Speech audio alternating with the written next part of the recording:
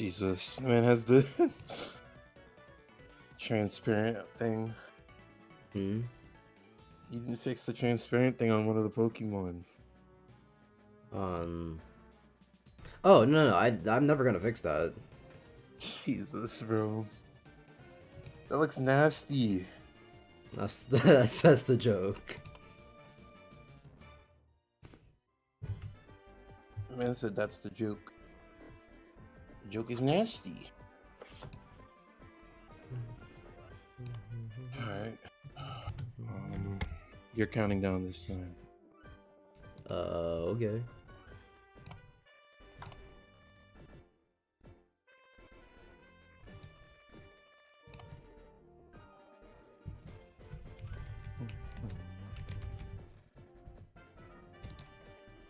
I can hear my game chugging, so I believe my CPU isn't all the way there, but nothing much I can do about it, it seems.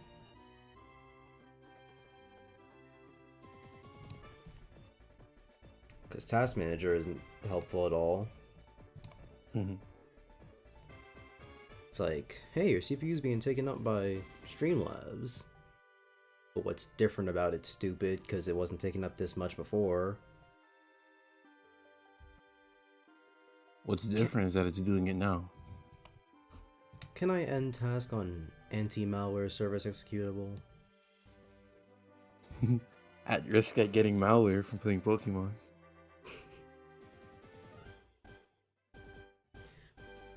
Why is Streamlabs running 4 separate instances in Task Manager? That could be it. Mining the crypto. But why? To get all the bored monkeys. Or bored apes, I guess. Whichever floats your boat.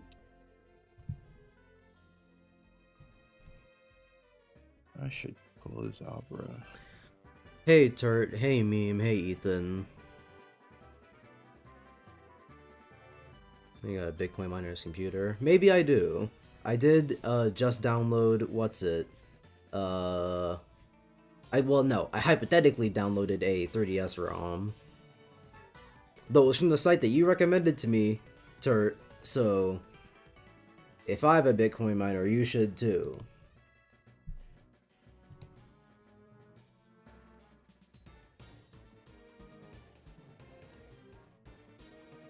Instead of finna get Pokerus. That's a benefit, actually. What ROM was it? Well, hypothetically, it was Ace Attorney Spirit of Justice, because the eShop is closing down, and after that, there's gonna be no way to play it legally. So,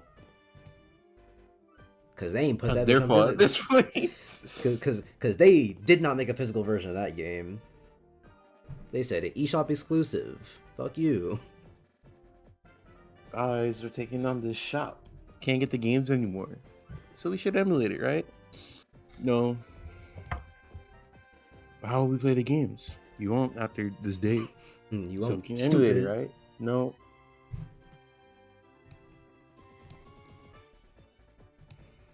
Alright, let me get a popped out chat so I can just look at it on one screen.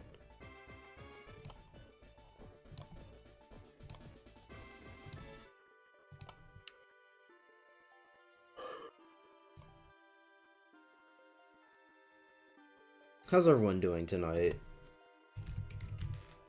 Also, I pirated everything even before the eShop was closing down. Who didn't? I mean, okay, I did, but before you could have made the excuse that I should just buy it. Except for the games that I already owned, like Sonic Generations. I bought that game legally, so I should be able to do whatever I want with an emulated version of it. I bought it already, therefore I can own it anywhere. I mean, it's not like they're losing money from a missed out sale, cause what's it? Cause I bought the thing. I did the work. But you could have bought it again, doubling that sale. No, cause it would have been what's it?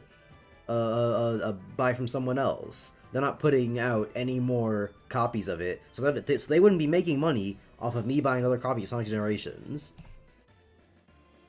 I guess. From I guess that makes sense. no guess. That is just how it works.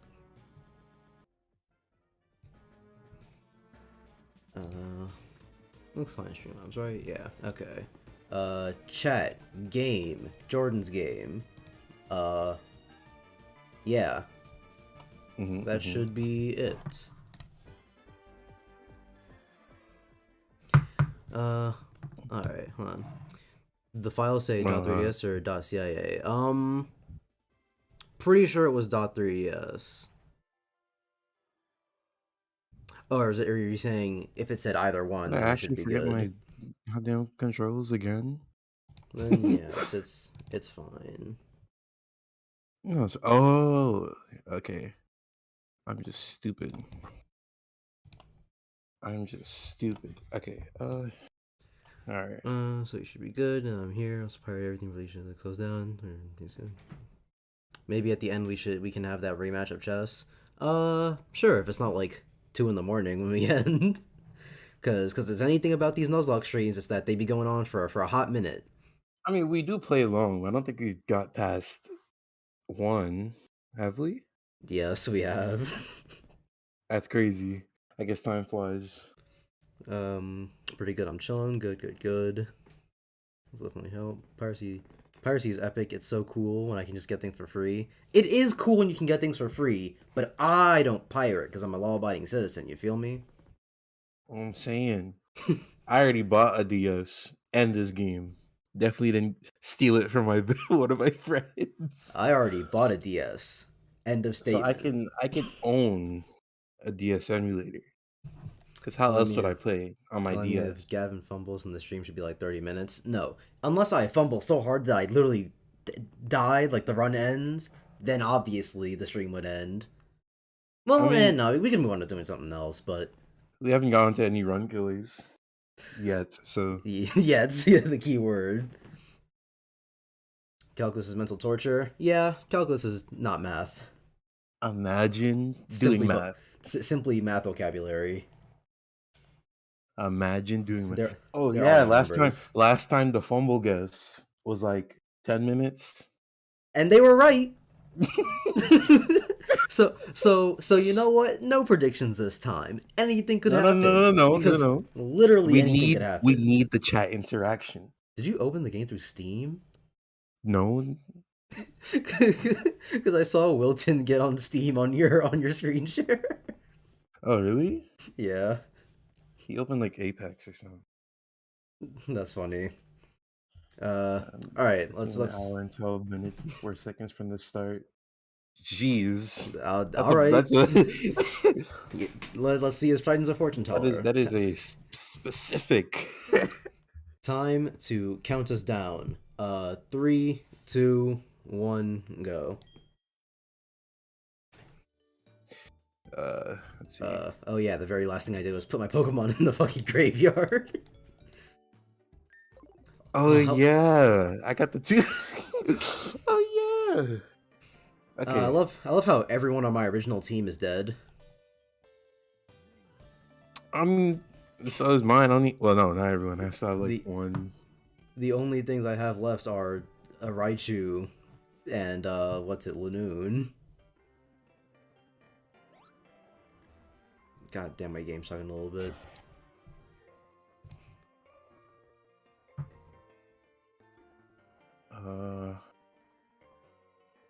Alright, so let me. Whoa, so is mine. What is going on? Yeah, but that's when he has officially died. That's crazy. That's normal chugging. I'm chugging because my CPU is like, hold on. I know you're in Streamlabs right now, but I can't handle Streamlabs and DS, Mewmy. Did I fight? Yeah, I did fight. But that's just a little too much. I know off topic, but what did I miss on the Jackbox? You missed a lot of us talking about Mike's tip. And no, Jordan, you do not get context. What? And it's called Jackbox? Whoa. As much as I want context, I could live without it. You won't. You won't get it, so you better live without it. It was fun. You missed TKO, but it was there were some bangers in TKO, but like on the whole, TKO is just a whatever game. So I wouldn't say you missed out on like the craziest stuff. If you were there for the Quiplash or the Trivia Murder Party, then you got the best stuff. I'd say at least 40 minutes or under. 40 minutes. 40 minutes is possible. I mean, hey, we're starting off a battle right here, so I'm gonna be so kicked when Lance has a Shedinja. Well, he has a Pidgeotto, so. Oh wait, did I not heal? That might be bad for my team and me, but we'll work with it.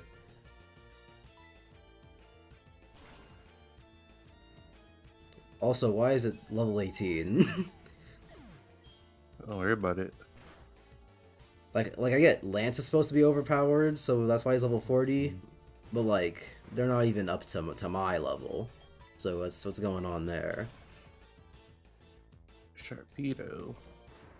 Lance, for being the champion, you're not really putting in a lot of work here. You know that? He doesn't want to give away too much of his tactics. I missed out on playing a legit guide into my door ring. That's unfortunate. Sharpedo's base. Yeah, Sharpedo's pretty cool. Probably one of my favorite Gen 3 Pokemon.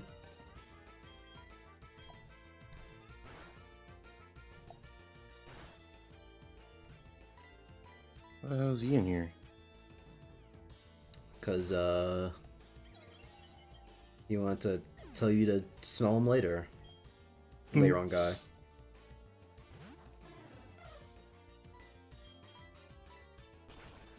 On the Smash Arena, I got the first stock on Mike before he got one on me. Oh, really? Cool. You're moving up, Tryton.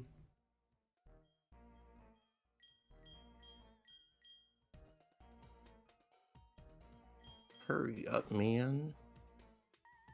I don't believe I've ever 3-stocked your Aegis with Cloud, have I? It's only been Samus and ZS, or it's only been everyone except for Aegis. With the job. Bro, why the move be missing though? Whoa, why the move be missing though? Okay. Do I have to beat the Electrode? Because if that's the case, then I'll switch them out real quick. That should be good. There you go. Yep. I don't remember. Alright, well, we'll see the next time we play Smash.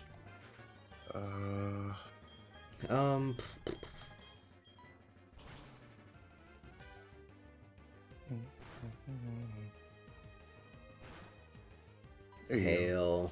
Good old-fashioned. Oh, speaking of Hail, I started playing Pokemon Unite for someone else's video, and what's it? Alola Ninetales kind of goes nuts. Yeah. What is it? The game was on PC. It definitely would be played more. Oh, you're saying it was on PC. Would it though? Because people would play it and because League players. I mean, like, for me, not like in general. That's what to say. Because League players would be like, "Ew, Pokemon is baby shit. Time to go on League and play my lolly character."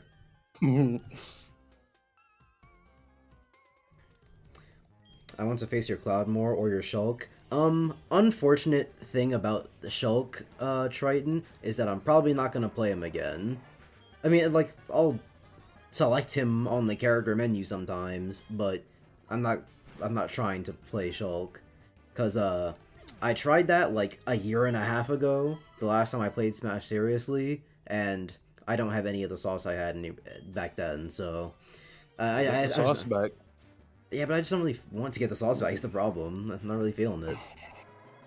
I could train him to tier whore, but he's just not that fun anymore. So,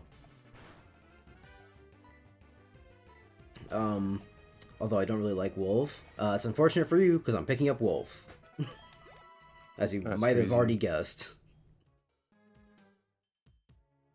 Gavin's a furry? Whoa.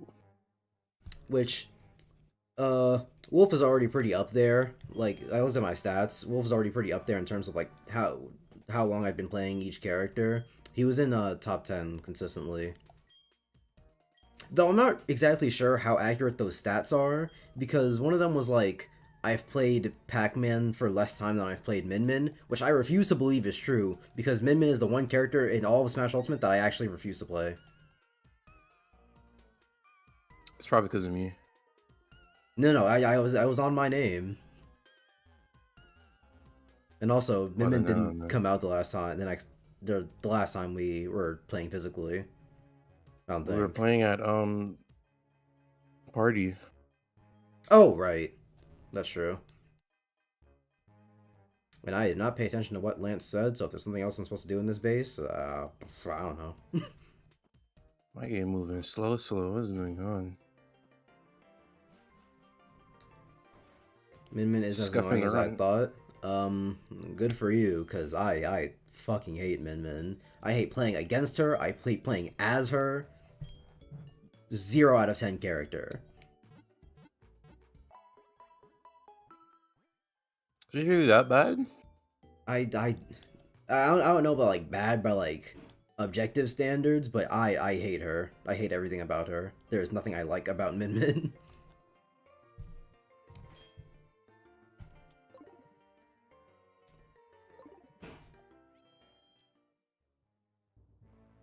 Really unfortunate Unite is a MOBA.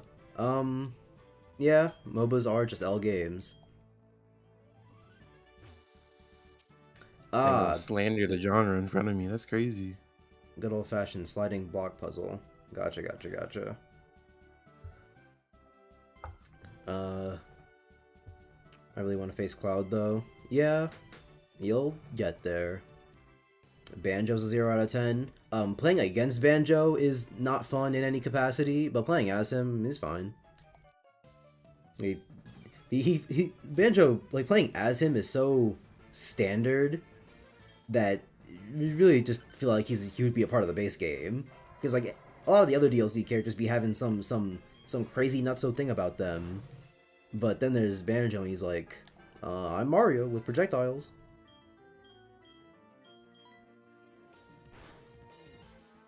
I mean, what would be super duper unique about Banjo? Exactly. He should have been part of the base roster. As should Byleth. Because, as any avid Smash Ultimate fan will tell you, ending Fighters Pass 1 on Byleth was the biggest wet fart possible.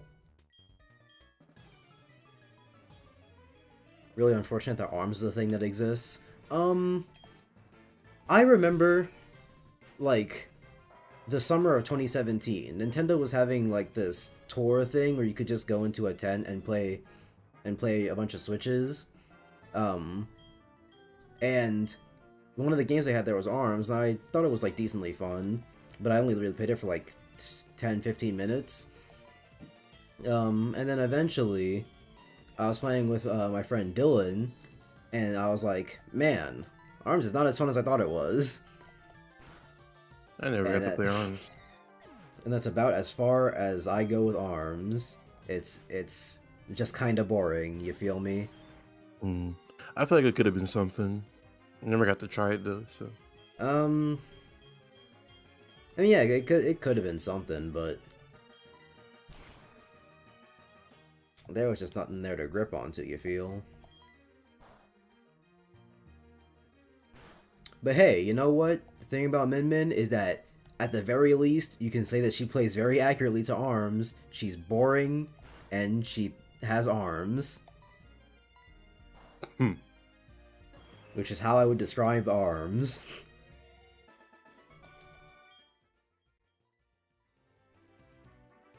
I played a Wonder Wing spammer. So you mean you played a banjo player? Cause Wonder Wing is just the move of the banjo main. It's kind of nuts, really. But Mario doesn't have a dash. But like the normals are Mario. Their forward airs are like the same animation except Banjo doesn't spike.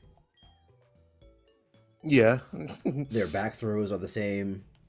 Like period, it's just the period at the same back throw. It very much just feels like a base roster character.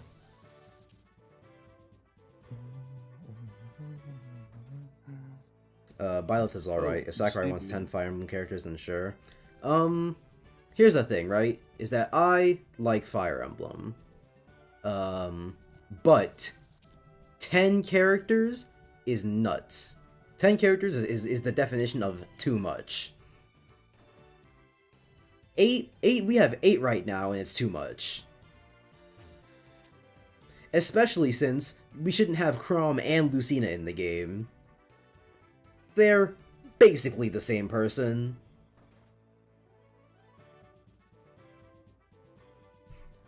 It's crazy to me that they'll just put both people in the game. Especially in Smash 4 when they were like, oh, it's Robin and Lucina instead of Robin and Chrom, because Robin and Chrom, the two main characters of the game. Lucina doesn't come in until... Well, okay, no, she comes in the second chapter, but we don't know it's Lucina because she goes around calling herself Marth. Because in the Fire Emblem universe, if you have blue hair and you fight with a sword, you're probably Marth, or related to him.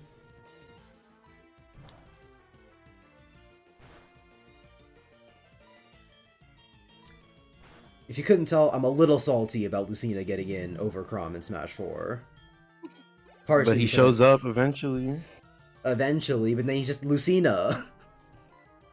So just take Lucina out and have Chrom be the no tipper or hilter character.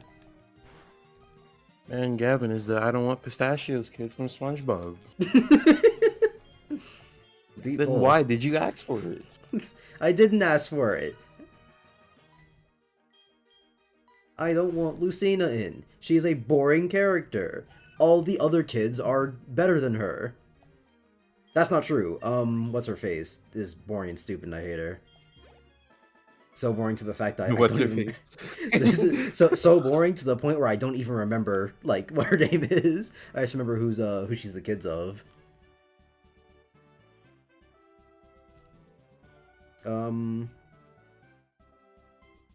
Jerome's pretty boring too. But I mean, like, if you're into edgy characters, then like I guess he does something for you. But otherwise, there's not much to grasp onto, you feel.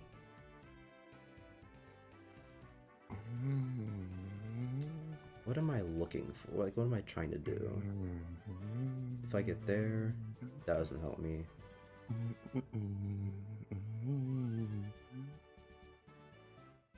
Gavin, which Ultimate trailer was the best? I'm not Gavin, but Sora's was just there. As I'm trying to focus on this puzzle. Kinda... But okay, that's it. I never heard of ARMS. I was gonna say Sora, but first of all, Tryton. I've never heard of ARMS. You haven't heard of a lot of things, Tryton. That's crazy. That's crazy. I don't blame him. At this point, I just assume that most things I mention, Tryton's gonna be like, really? What's that? I don't blame him. There's like 2 videos of ARMS on YouTube. Okay, but Nintendo markets it so much. They wanted ARMS to be the next Splatoon.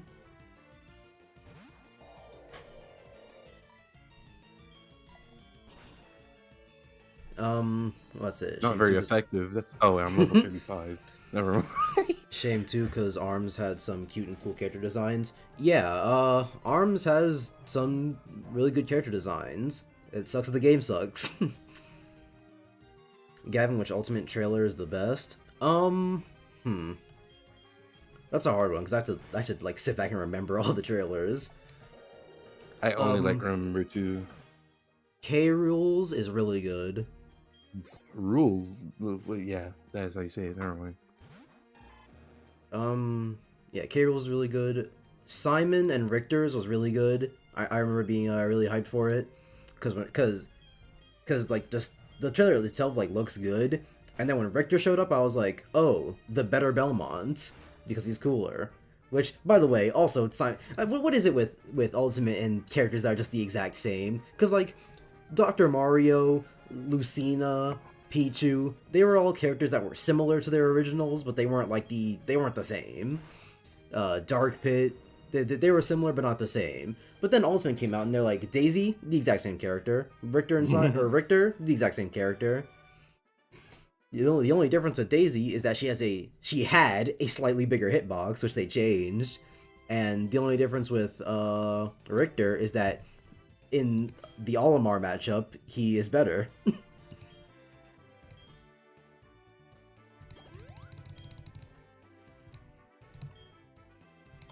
I mean, it's just pure cosmetic. I can't really argue with that. Okay, but at that point, just make him skins.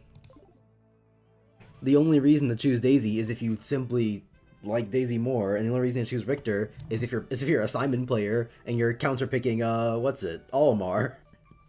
No,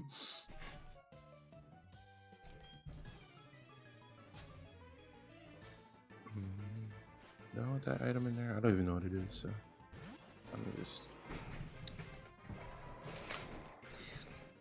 No one knows about arms. It's just Wii boxing, but not fun.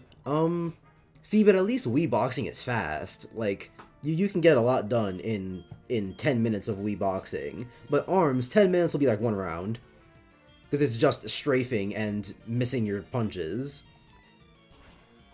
It is boring as sin. Super effective and did no damage really. That could kill me. How much does the strength do? Not enough. Ah, but I can't switch to Pichu because fucking what's it? These Pichu. Not Pichu, Raichu. I guess I'll Rock Smash and get the defense down.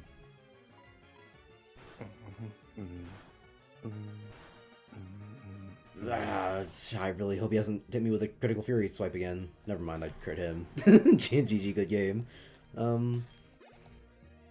Joker was good.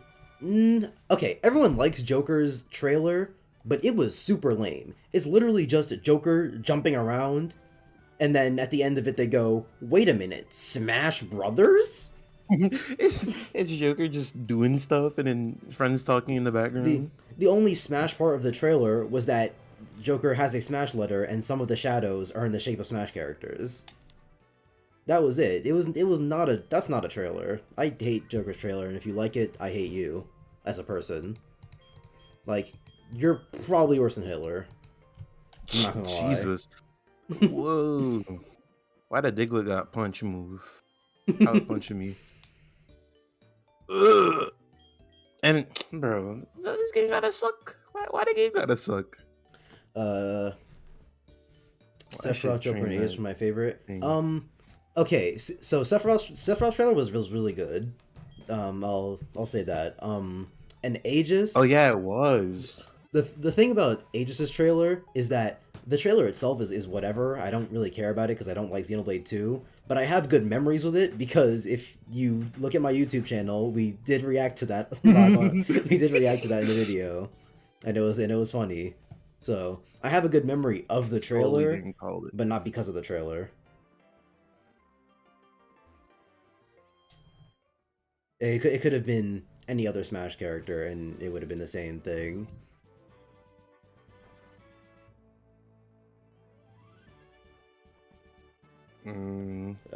It was out of left field.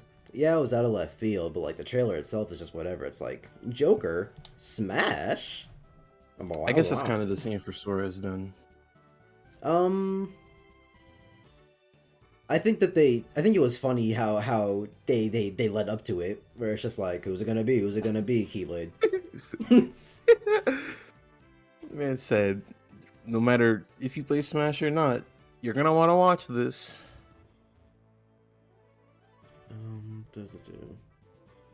And then I haven't opened Smash since. If I do this and then he just chilling in the back of the. Okay.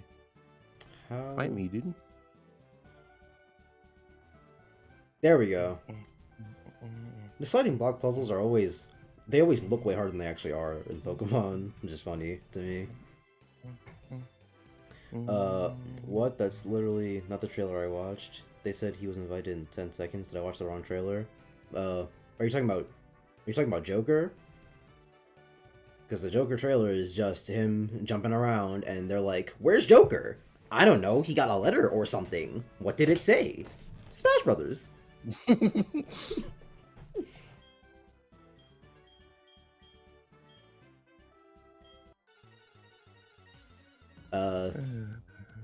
Yeah, I don't know. I don't know what you're talking about, but look up Joker Smash Brothers trailer, and you're probably gonna get the trailer.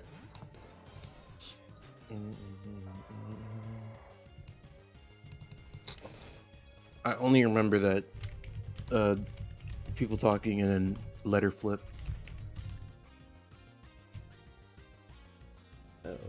Trailer. Because I think that's when I turned off the Game Awards. Yeah, it's the second result when you look up Joker Smash Ultimate trailer on YouTube. So can't be that hard to find.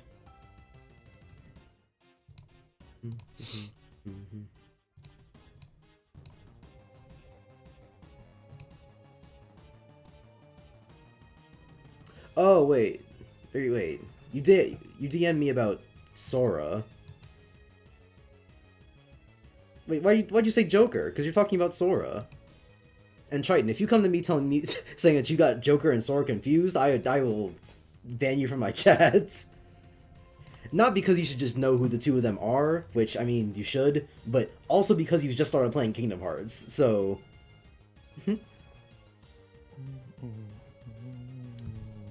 no, it's all of them 45 minutes. Why not just send him the Joker trailer? Because it cannot be that hard to find.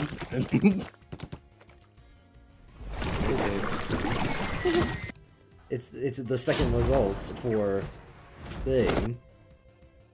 Oh, I see the problem here, is that you went to GameSpot like an idiot. Don't go to GameSpot for anything. You can't even watch like a live stream thing from them, because they'll just have a bunch of stupid, useless garbage there that isn't necessary for anything.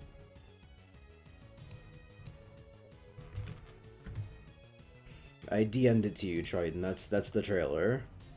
And it's just Smash games. Smash games.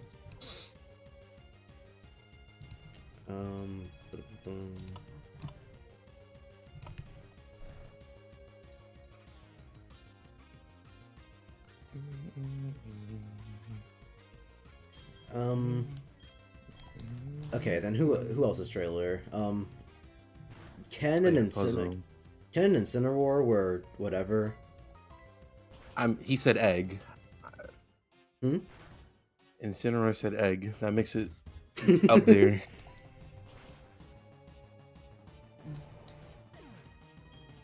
And Villager was posted in the trailer. What?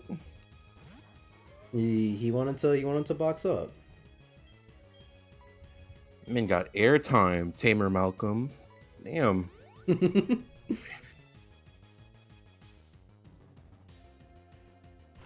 That should kill it, right? Yeah. Good old-fashioned hail. And Really? This Nicaragua should be, quad weak to it. And he's...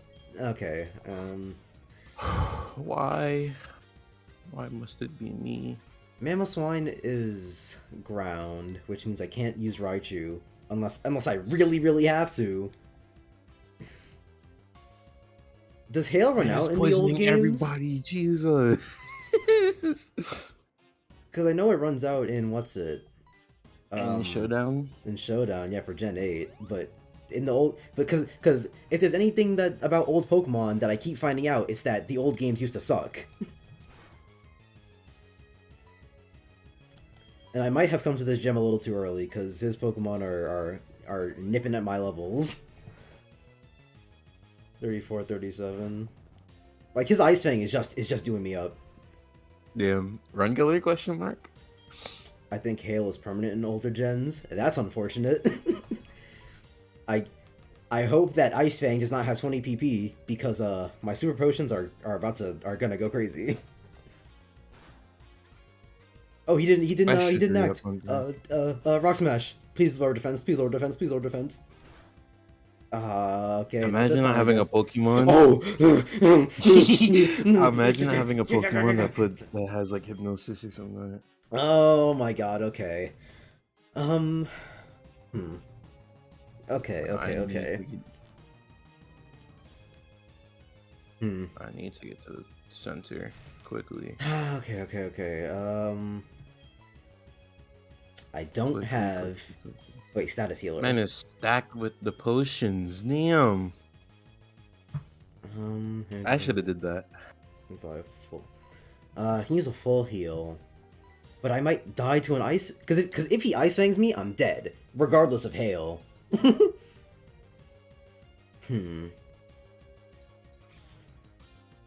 Because there's a chance that he does the whatever move he's been doing, and he just doesn't thingamabob me.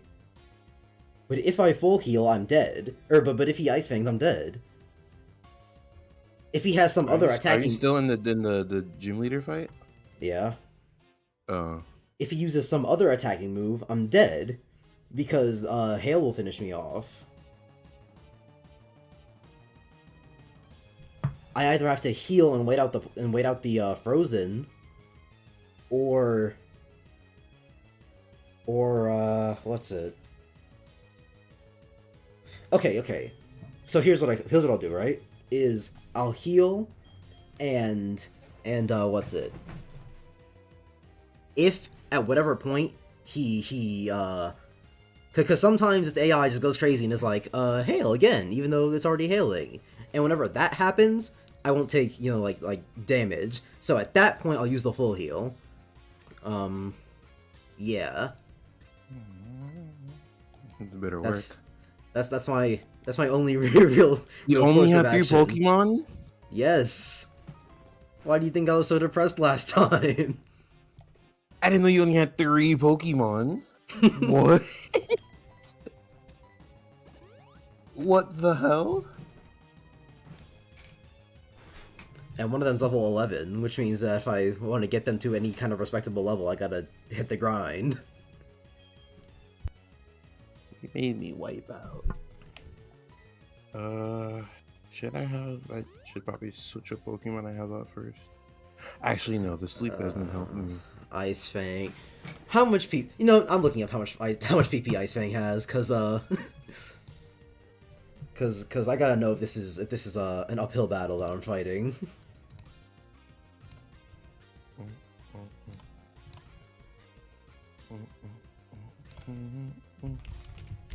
What Pokemon is this? In before crit. I could get crit and just die. What the hell's a Remoraid? That's not beyond possibility. PP 15. Okay. So I could be in there. I could be in there. Like swimwear. But I might not be.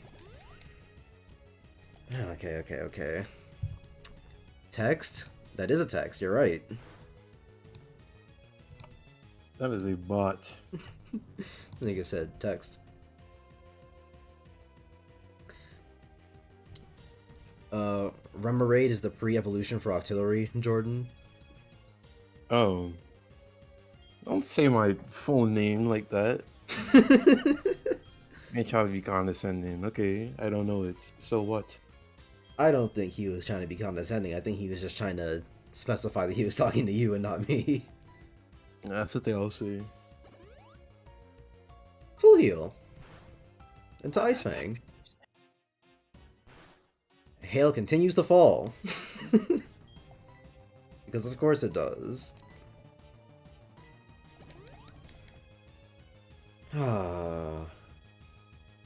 Is it a bot? Tryton, anytime someone comes into a chat... text! anytime someone comes into a chat speaking utter nonsense or has an incomprehensible name, they are a bot. Well, they are most likely a bot. Sometimes there are people like Hannah from the last stream where they're just spitting. Oh, don't make fun of Hannah. She was in the wild grass fighting Pokemon alongside us. Hannah was spitting. She was having fun.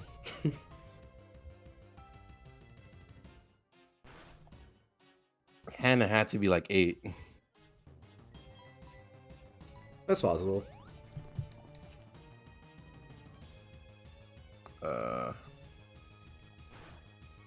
Hey, no Ice Fang, which means either he's out of PP or I get a break for a second. It's ice and ground type. He had a citrus berry. Gym leader. I know, but anything. still. Hannah was giving us a play-by-play for every step she took. Okay. Literally. We had to know.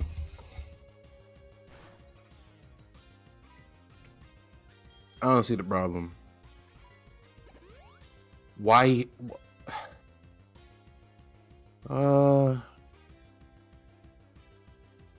Yes, recoil damage. Kill yourself, stupid. How long have you been in this fight? A while.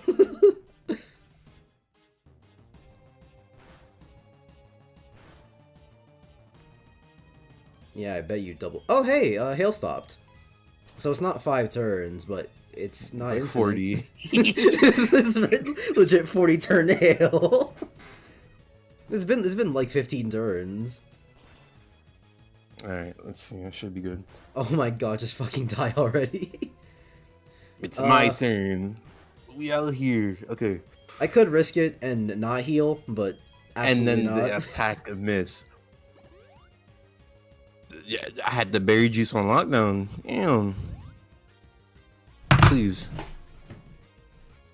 Yeah, I forgot the citrus berry too. What the hell? Man, just... Okay. You know what? It's fine. It's fine. It's fine. It's fine. It's fine. It's fine. It's fine. Because guess what? He has no more Ice Fangs, which is his primary method of dabbing me up. So, theoretically, am I really that stupid? Why did I switch to...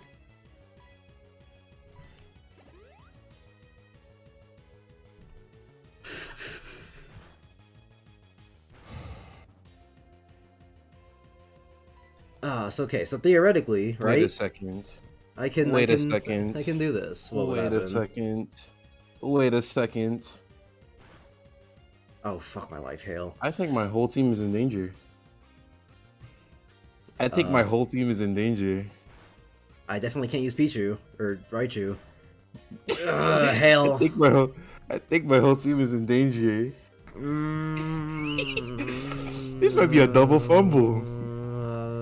Double fumble is spectacular.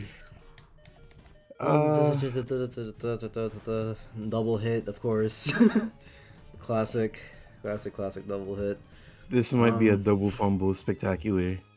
I can't use a potion because he does more damage than that. I have to use the hyper potion. If I switch into Pichu, I know I gotta get the Garchomp out of there. Actually, I wait, don't know why I wait. switched them in the first Actually, wait, place. because he doesn't have Ice Fang any. Wait, he might have a ground type. Wait, he has takedown and double hit. Rock. Okay. Takedown. I need to look up what type those are, and I don't care if y'all count this as cheating. Fuck you. Alright. Alright, come on. Type normal. Who's I haven't played. Because I'm pretty sure they're both normal, good, but good. I'm not taking any risks. I don't have a rock type move on. Jordan, get that Garchomp out of there. Yeah, I think Jordan knows. Hypnosis. Okay, so he doesn't have any And ground then type moves. Okay. Whew, okay. Which means that I could possibly do him up with Iron Tail. Do I have a? I don't. Oh wait. It's a lot of damage. Oh no! Do you have Iron Tail on it? I have Iron Tail, but it has to kill because otherwise I Wait, die. what level is it? I can't like. Wait, let me see. You're level 37. I think you're faster. You can Okay, risk no, it. it's not about whether or not I'm faster. It's about whether or not Iron Tail's gonna do enough damage.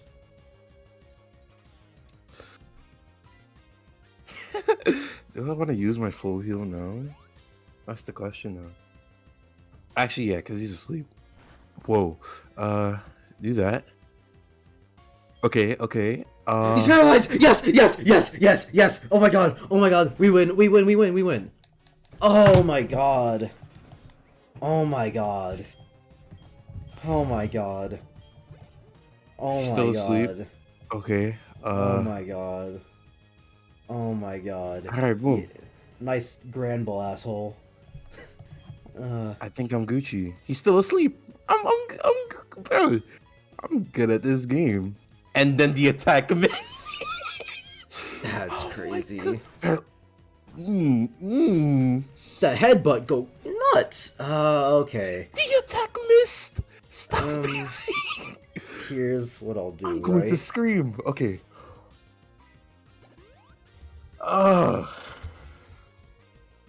Dear God, this is so dumb.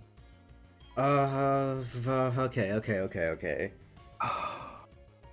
Do I go for the flash and try to wait? Does flash lower accuracy?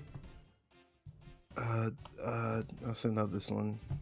Because it might be the strat to go for flash so I can make the rest of the battle easy. Because absolute worst case scenario, Pikachu dies and I have to pick it up with what I don't care anymore. But worst case scenario, Raichu dies and I have to pick it up with Lanoon, and That's nuts. if he's flash, then at least Lanoon has a chance to not get hit. That's nuts. Effect That headbutt was nuts. decreases accuracy by. I might have to 1 sacrifice stage. Derp for a turn.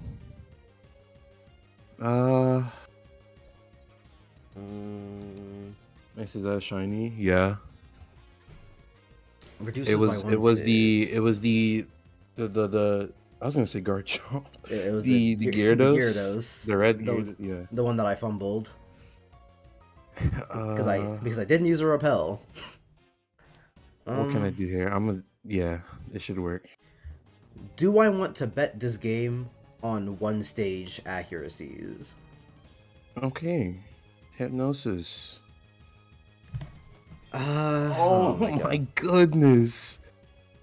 Why is this game so booty butt cheeks? Let me see the Iron Tail.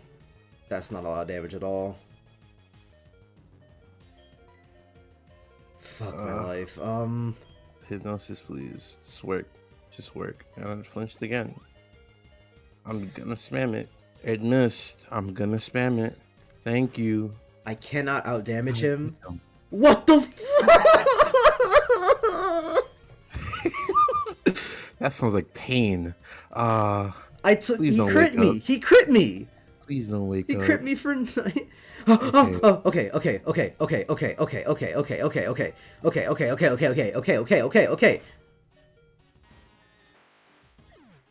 Yes, sir. Now we quick attack. He has a hyper potion. He has a hyper potion.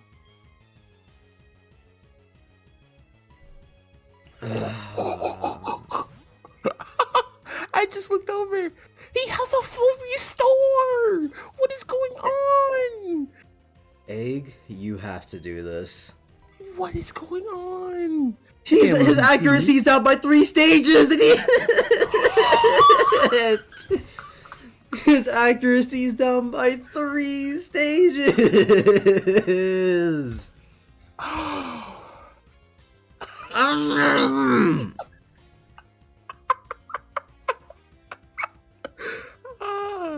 Just laugh the pain away.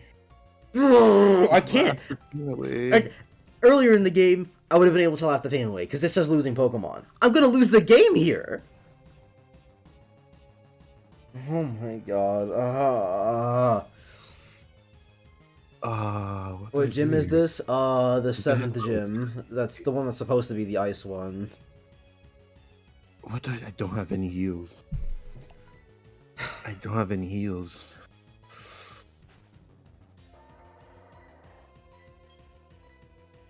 I should have healed Hee Drum Alright, with Egg's turn. if you die, you die. Please miss. Please miss. Your accuracy's down by 3 stages. You...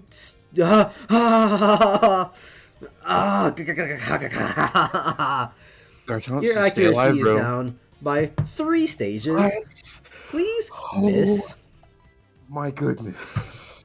How much is 3 stages? That's like divided by 2.5 or whatever. Bro, Gavin, I'll see you on the other side, man. I will see you on the other side, man. I don't think you will. I don't think you will see me on the other. Oh. I don't think you will see me on the other side because of shit like this. Your accuracy is down by 3 stages. Gavin. Okay.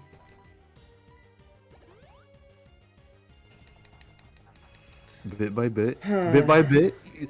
Might as well read chat while I'm doing this. What gym is this? This sucks. The biggest L. Not by any fault of my own. You might be able to catch a dub for the rest of the game. This is, or you might be able to catch a dub for the rest of the game is gonna be hell. Yeah, that's true. Even if I manage to pull this one out, it's gonna be Lanoon versus the world.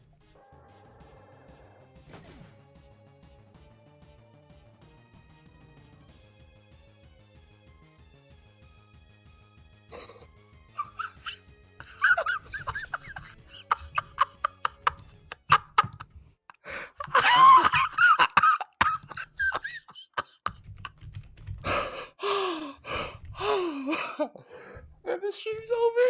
The stream's over. How far are we into?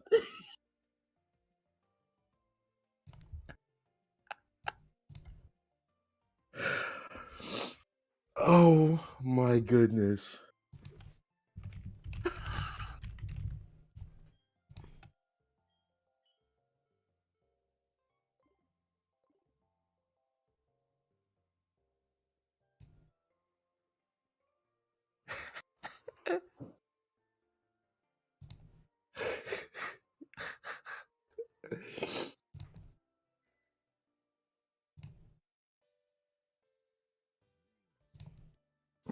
Uh, uh, what do I do now? I guess I go heal my Pokemon.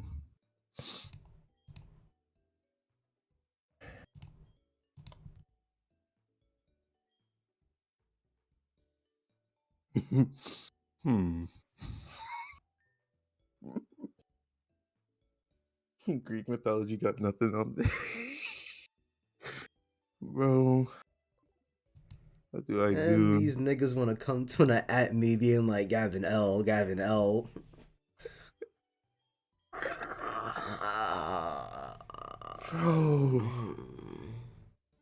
Bro, started from the ground up.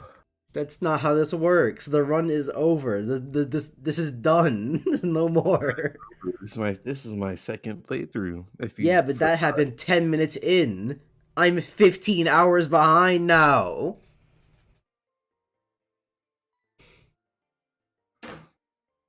This man still don't want me to leave here. What else do I have to do?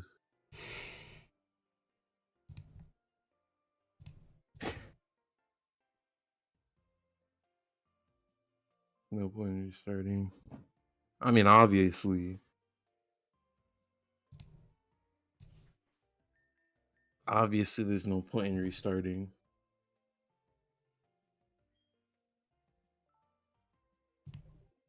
Let me get in a good spot for the picture.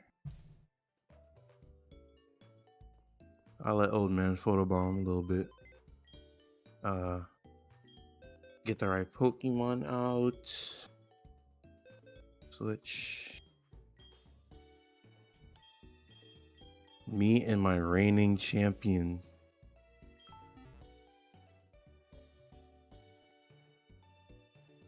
How about you do a revive, but in your turn you have to get rid of one of your Pokemon. Which one? I have basically two.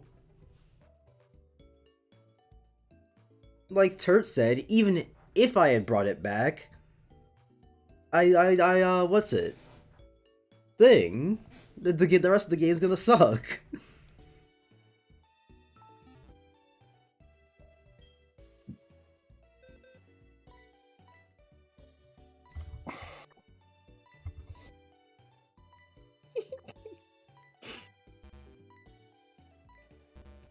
I can't even put motherfucker in the box because he's my only Pokemon.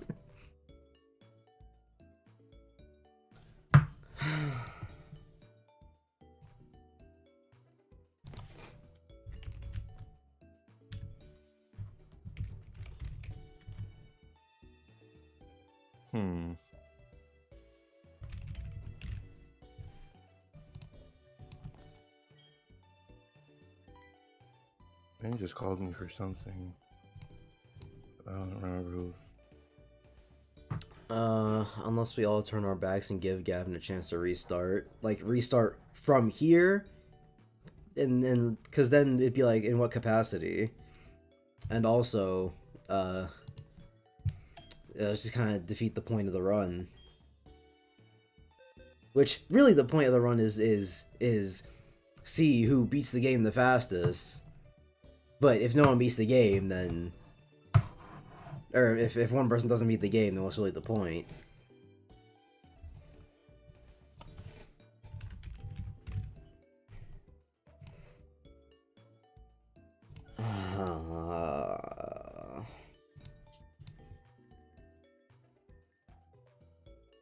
For the dead Mons part, you should put a picture of yourself on the tombstone.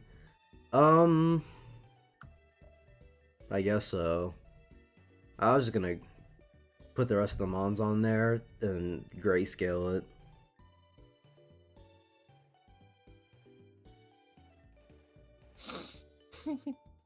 Which there wouldn't even be another video after, or another stream after this one, so what would be the point in making another thumbnail? Just for the funsies.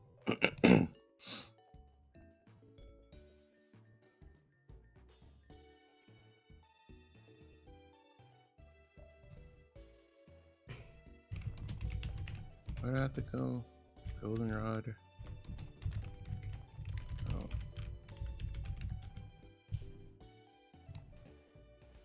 Is there even a point in continuing though? I don't know.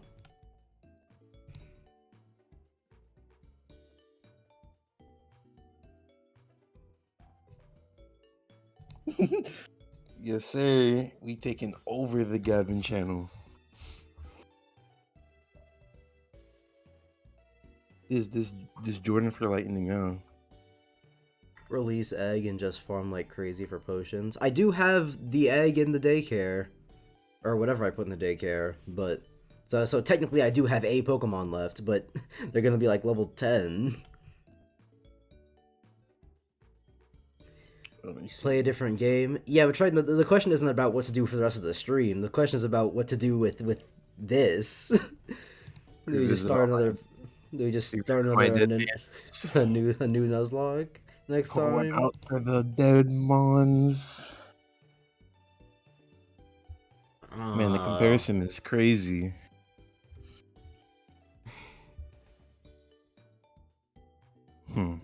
And I don't even know what game I would play because I'm genuinely not in the. I'm kind of not in the mood.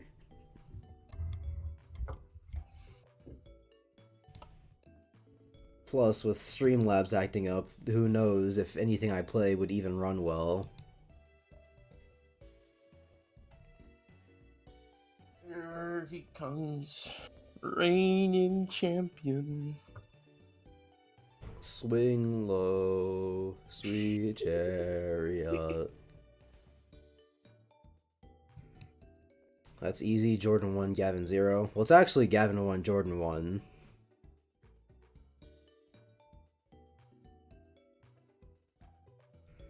Start a different Nuzlocke or maybe play Ace Attorney. See, I think I downloaded Spirit of Justice, but that's only because it was being taken off the eShop. I'm not actually up to Spirit of Justice. I haven't even played 2 yet. Which I mean, I could play 2 on stream if that's what we're macking. Play me in Showdown, and for every game you win is 1 mon you get back. I suppose, but again, what would be the point if it's just the mons again? And also, how many games did we do? Because I could win back every single one of these niggas eventually.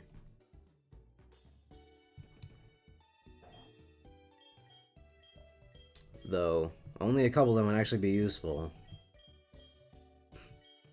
Obviously, I'm not bringing back level 3, level 6. Either of those niggas.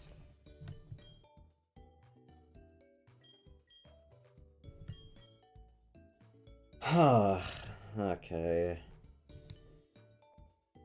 Let me think.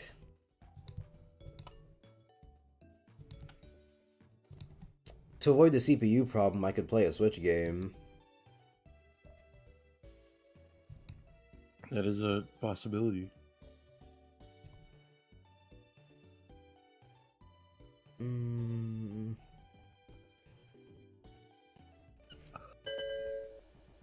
No real point in looking at my Steam games because they'd all run terribly.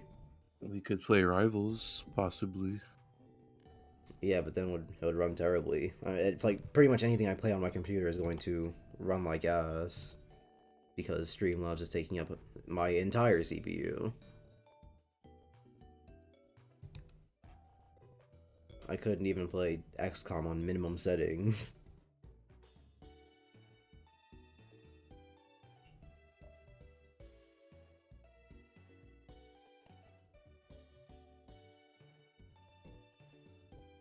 Which I should just look up how to stream from my laptop while playing on my PC.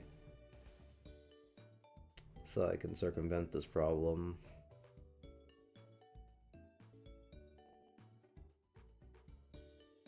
Or I could buy an i7, but that costs money. A lot of it that I don't have. You bought a 3060, supposedly. Yeah. So just Yeah, but that's for a buy graphic. an i7. And that's because I could afford it. The 3060 was cheap. But an i7 would be me spending money on a CPU after having already spent money on a CPU. Unless, fucking, what's it? Micro Center allows you to sell CPUs to them. Thermal paste on and everything.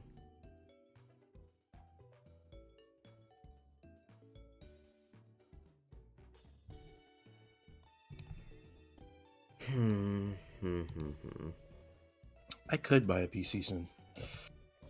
I have been saving my money.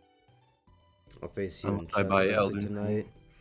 We'll play chess eventually, but I want to figure out a game for the right now.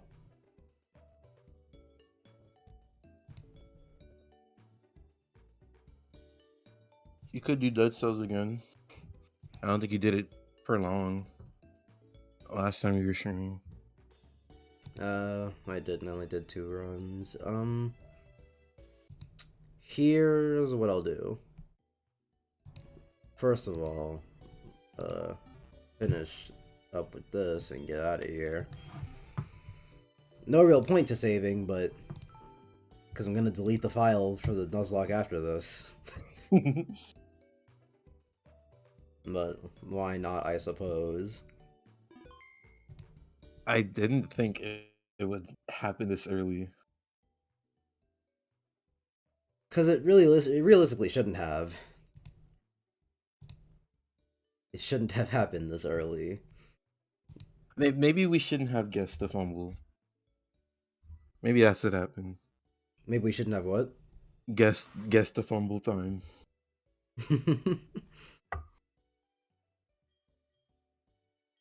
I mean, I fumbled even without even without people betting against me, so doubt that'll change much. Okay. I guess we could do a short poll for the next Pokemon game to Nuzlocke. We could do that.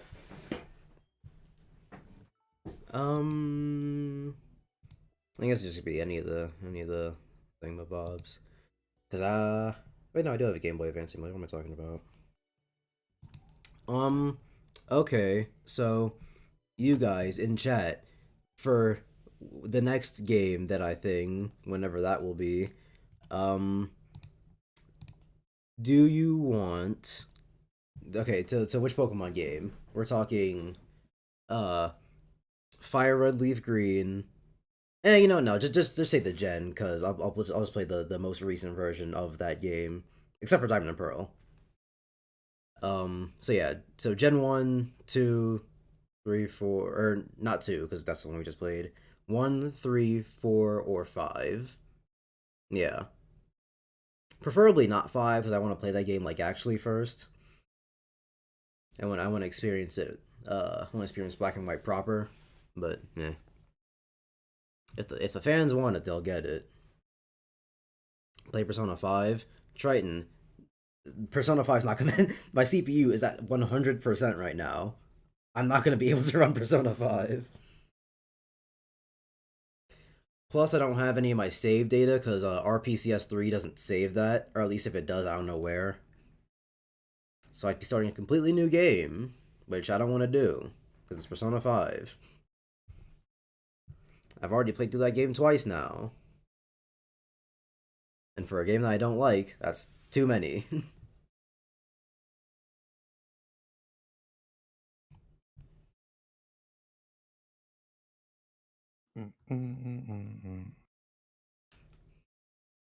You guys should do Black and White or XY. 4. I don't know the gens that well. You mean? I guess Gen 7 then. I said 1 through 5, excluding 2. It really be the Gavin is lightning pants. I don't know how to count.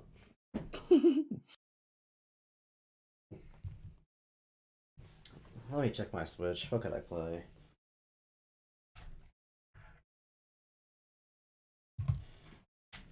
I could play Pokemon Unite, which, no.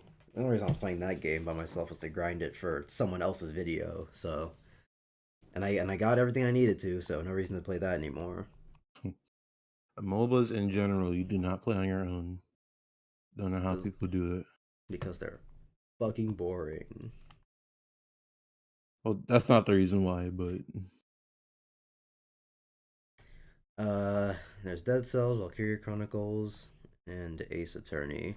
I don't really want to play Ace Attorney on stream because that's a story game, and that's a weird thing to play on stream. I've seen other people do it, but it's not really my thing.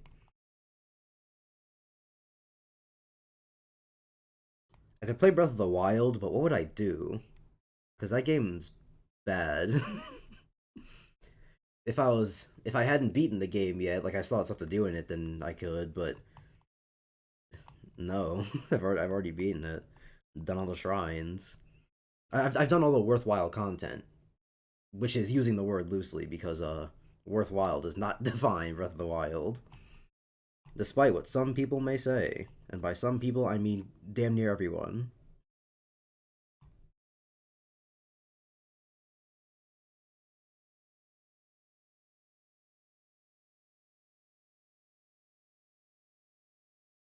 Y'all want to watch me play Naruto Ultimate Ninja Storm 3 for the Switch? the content we deserve.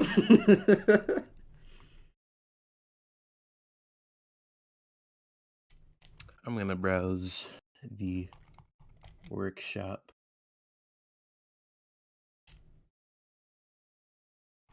I could just play Dead Cells. That's looking like the answer.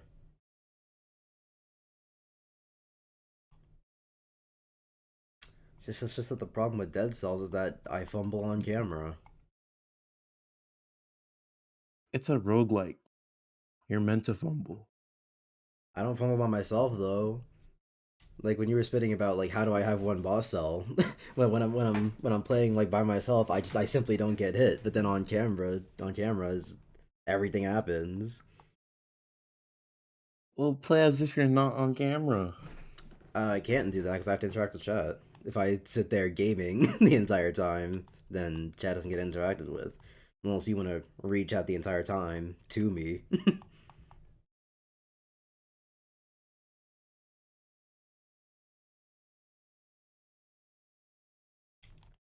I could potentially play Valkyria Chronicles because that's a game I've been meaning to get through anyway, and the story's good enough, but it's not something that I want to pay attention to so bad that it's like I can't do this while on stream because I gotta pay attention. Because no, I'll sit there and experience the story with you guys. Though you'd be hopping into the story like raw for you guys, because I doubt anyone here knows any of the story of Valkyria Chronicles, so y'all just wouldn't know like anything of what's going on. A character died like a chapter ago, and everyone's gonna talk about it, and y'all will have no idea. um, Gen 6 or 7 or 3. I sent that before you said it. Okay.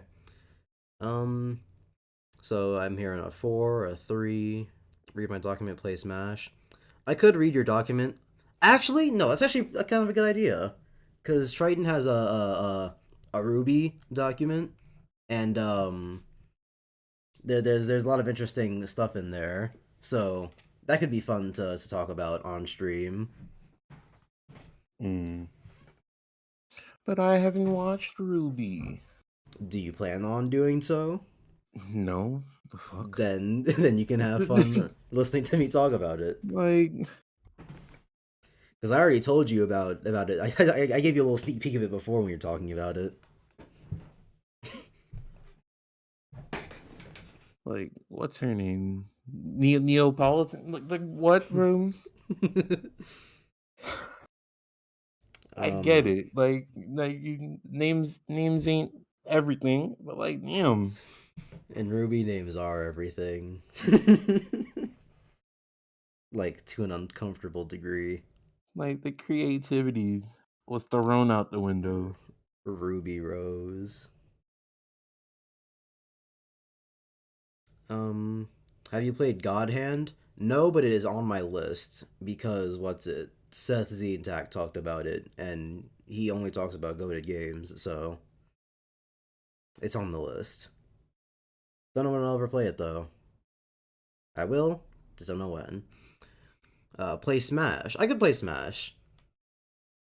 That could be a thing that I do, though. Considering the state of Smash Ultimate Quick Play, y'all could just watch me get clowned in 1000 GSP for a bit. Because lost all your Pokemon just now. I think the height of the stream is over. Because if there's anything we know about Quick Play, it's that all the best players have either the most GP or the least. There are some insane people in the 100,000 GSP range.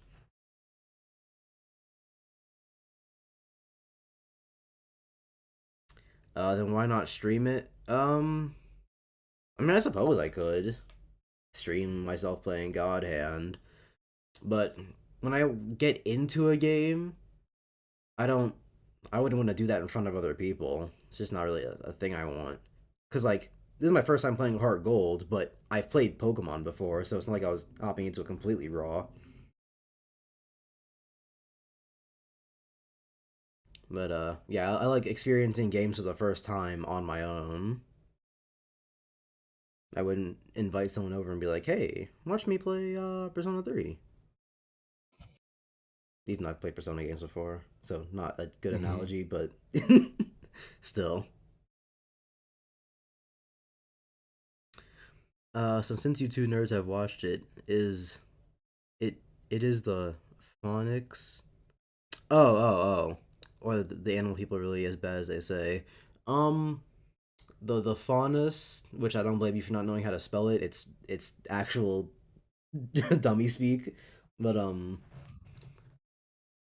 it's the problem that happens with a lot of like demi-humans in meat in like fiction, where it's like, oh, they're the ones getting racism against, but why? Because according to the story, because according to the RWBY timeline, the faunus should have been around before humans, like humans proper, were. And the Faunus are just humans with animal powers, so they are objectively better at life, but somehow they're the minority that gets picked on. It's a problem that happens in way too many fictional stories where the demi humans that are simply just more powerful than actual humans are the minority and are the oppressed. Makes no sense. It's because they're better. I don't know. The better ones shouldn't be oppressed. That's not how oppression works. Like, emotionally, sure, whatever, but there were actual wars fought against the Faunus. And it's in canon. One of the first things we ever learn about the Faunus is that in the war there was one battle that took place at night, and the Faunus won because they had night vision. Not like animals that have night vision, like dogs or cats or whatever. No, just all Faunus have night vision. They just got built-in night vision. Crazy. Yes. So they are simply the better humans. And we don't know like population numbers, so we don't know if they're like for every one Faunus there's like 50 humans. So if the humans won just straight numbers, then it'd be one thing. But as far as we know, it's like a straight 50-50, and the Faunus are losing somehow. They got that built-in 1.5 stat multiplier, basically.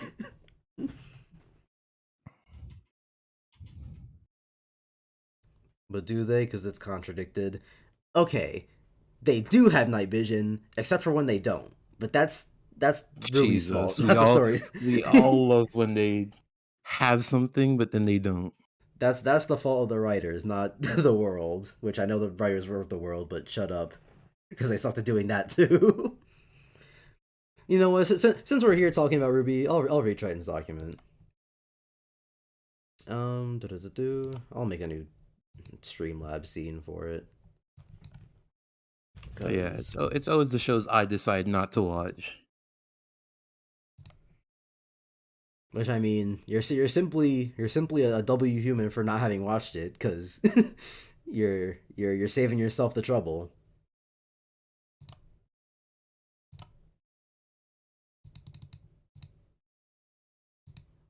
Happens with everything.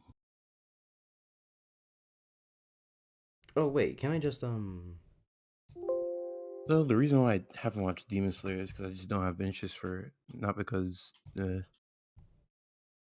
I guess it still stands. You saved yourself from that too, so. I mean, if I was watching it and you told me the whole elements being cosmetic business, I would have stopped watching it. Enjoyment or not. Yeah, that shit rocked you, and you don't even watch the damn thing. Enjoyment or not, that ruins the show. Because then that means whenever Tanjo's pep talking himself, whenever he needs help, man just moves his sword a bit, and then starts cutting through everything. Tilts his sword at a different angle and can now cut through anything. However that works. Story with that in mind. I mean, that probably could have worked if they didn't lead in with like, oh, cool water sword. But other than that, I don't know. It just ruins everything.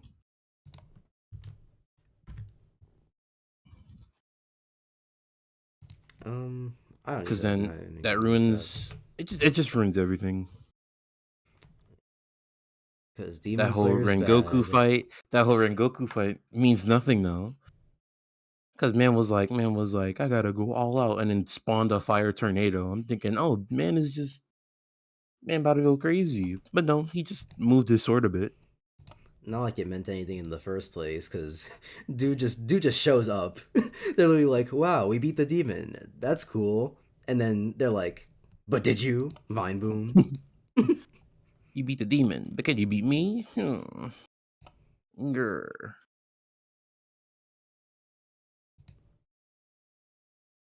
Man shows up, kills somebody, and then leaves.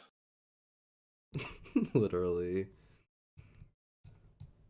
showed up, killed someone, and then fucked off. And then man Tundra had enough strength to throw a sword through him. Man, That makes no sense. He was just stabbed. Olympic Lancer. He was just stabbed. Or whatever that event is called. Shows up, kills the strongest pillar, refuses to elaborate. Yeah.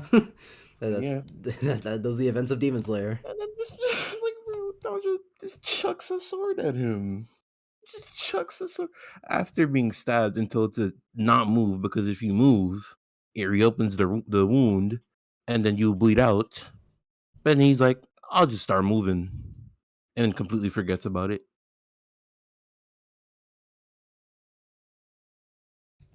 It's not like he mentioned, oh, it's not opening back up.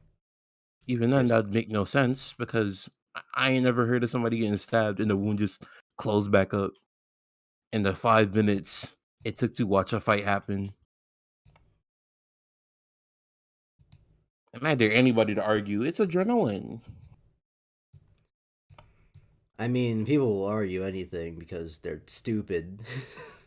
People will justify anything. People and then be like on Twitter like, why can't you let us enjoy this?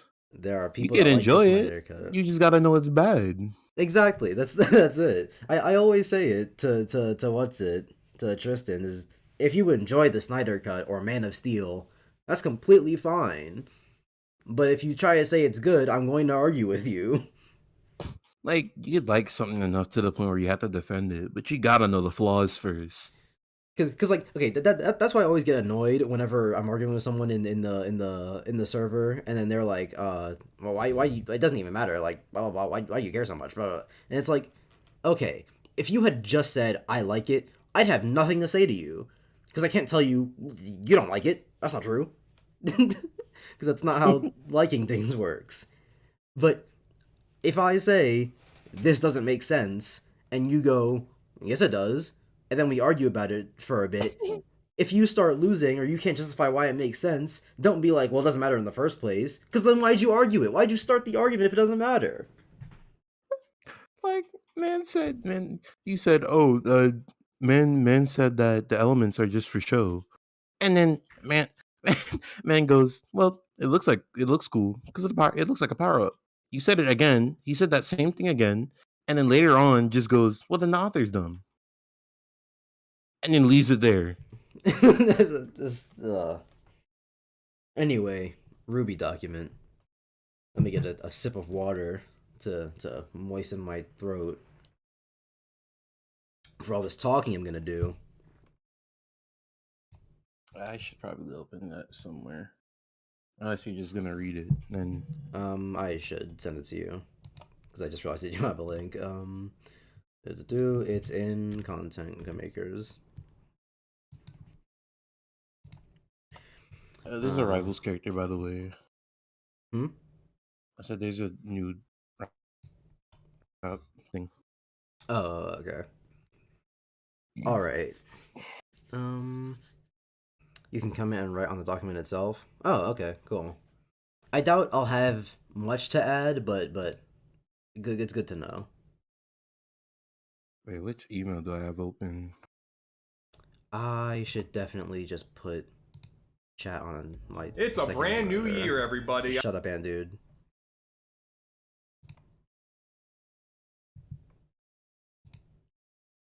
I didn't want to open Opera. Close it. My CPU's gonna go into the trash. Then fix it in Opera. That's the fixing it was closing Opera, but it's not closing.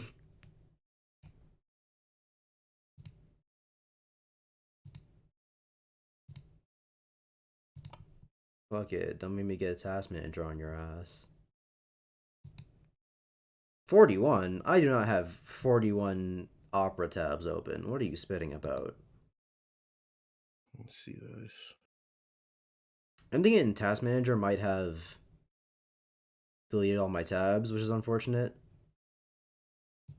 but hopefully it didn't. If it did, fuck me, I guess. Alright, anyway. Here. Looks fine in the stream. I guess I'll just go. Hello, this is Tryton. 57 pages. Damn. I don't think every page is filled out. I mean, completely. Yeah, no. Here. No, not every page has stuff on it, but thing. I ain't never done this for any show. How much? I should do this for Ratchet and Clank, because people swear that game is like the Messiah. I'll just enter whatever I'm reading on. And I feel like you do pretty fine at video essays, because you can talk about stuff when you have stuff to say. Anyway. Hello, this is Tryton. After getting some feedback on my previous document, I decided to make a special type of document listing my thoughts on specific parts of RWBY, including characters, plot points, RT, and the fandom. Spelled in the RWBY way, which, for context, so in the RWBY, they have teams, because, like, the show is spelled RWBY, right? Mm-hmm.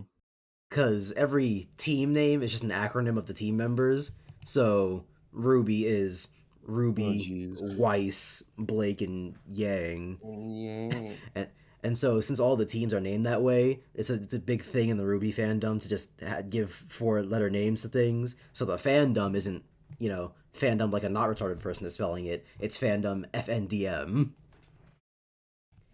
Because I see the charm. Because another thing about RWBY team names is that they like to stretch the names a lot. What's Team Coffee again, Tryton? Tell me in chat, because I don't feel like looking Coffee? It up. There better not be no brown nuttin' on that team, I swear. and it's C and the rest of it, and it doesn't spell coffee, basically. Like you can't even make the connection. You can't even like make the stretch and say, I guess that could be coffee. Because like with RWBY, you could kind of say it's RWBY if you really wanted to, but with Team Coffee, it's like CFV something.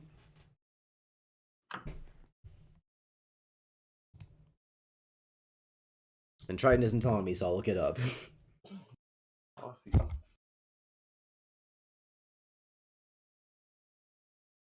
RWBY Coffee. That sounds really retarded. No, you mean RT. RD. Wait, maybe. No, yeah. I mean, if you just wanted to be Team Retard, it would be RT. That's it. But okay, so how do you think RTED? I don't think RTED would work. How do you think Team Coffee is spelled? It's 4 letters, and I'll give you a hint. The first one is C. Coffee. How would that even be for? Okay, coffee. I guess. Probably like COFE. Because then at least. Okay, hold on. I'll give you another hint, because a good rule of thumb with these is that they usually don't have vowels. So RWBY doesn't have any vowels, and unless you want to count Y. Is that it? It has a V in it and a Y. Yeah, that's just right. Tryton said it. Is that it? Yeah.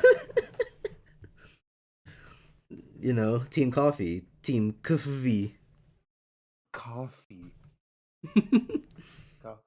I guess I can hypothetically see the Y, but like, like what did he do in there? Like I could kind of see it, but coffee. That's not coffee. Yeah, it's pretty stupid. And there are some, and coffee's not even the worst one. There are some butt stupid ones out there. Coffee. But anyway, we've only gotten 2 sentences in and we're already talking about stuff. So I guess this is a pretty good idea. On RT, the fandom, and my thoughts on the series as a whole. I wanted to make this a condensed version of my document since it is very sporadic and messy, which is true. The other document he made for RWBY, this lot of stuff. He goes over the entire thing chronologically, so he talks about a lot of stuff. And it's just a lot of random collected thoughts. So I do prefer this document. This will be a focus document on these areas. Well, without anything else said, time to get started. And we're starting on We're starting on adding a period. We're starting on characters, which is great because that's a lot of RWBY is the crazy characters, the wacky cast.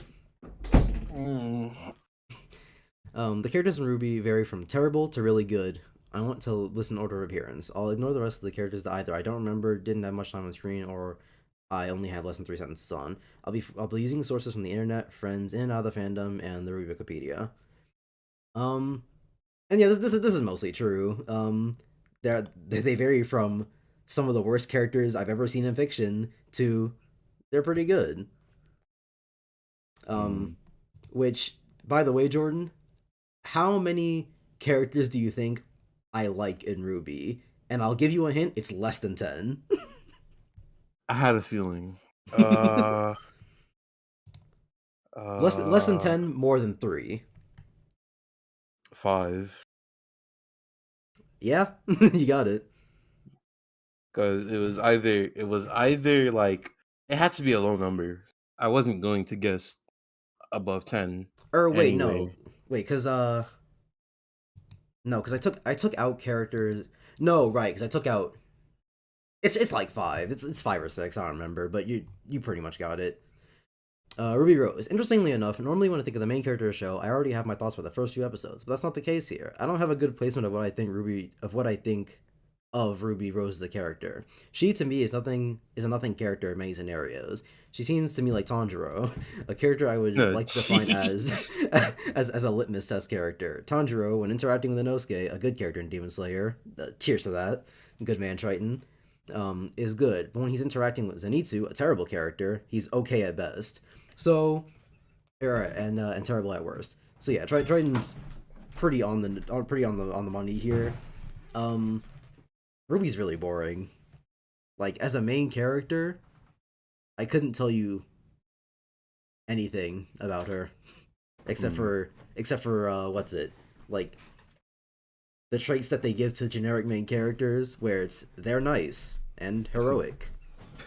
They're nice and optimistic, and they want to save the world. That is just the main character trait. I highly doubt there's a RWBY character that's really good. You'd be surprised, Turt. There aren't many of them, but they do exist. Isn't she quirky and got the dead mom? Okay, see, she started off the series as Don't kinda... they all? Don't they all? Fair point, but what's it? She starts off the series and she's pretty quirky at night, but not enough. It's like in the comedy focused scenes, like where they're just making jokes, she's pretty quirky, but otherwise she's just nothing. There's just nothing there.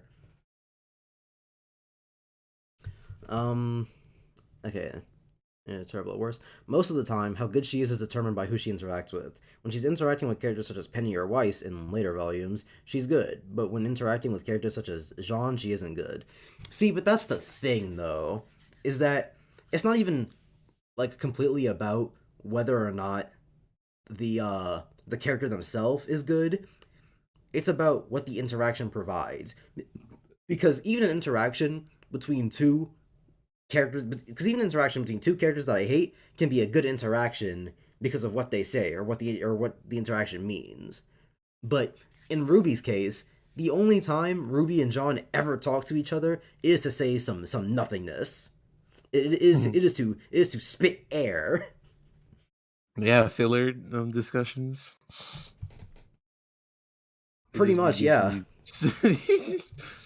I Crazy. I think from off the top of my head, the only worthwhile conversation I can think of between the two of them happens the very first time they talk to each other. And that's it. That's all I got. That's crazy. That's crazy. What? Tryton remembers the series way better than I do, so if he wants to pop in a chat and say and mention a couple of others that I'll talk about, then he can. But as far as I remember, it's a couple of minutes into season 1, and that's it. Her interactions provided are almost nothing. Yeah, is the porn I've seen semi accurate? And she loves getting blacked. No. In fact, I can't think of a lot of black characters in RWBY. Like, they exist, but aside from getting black, aside from what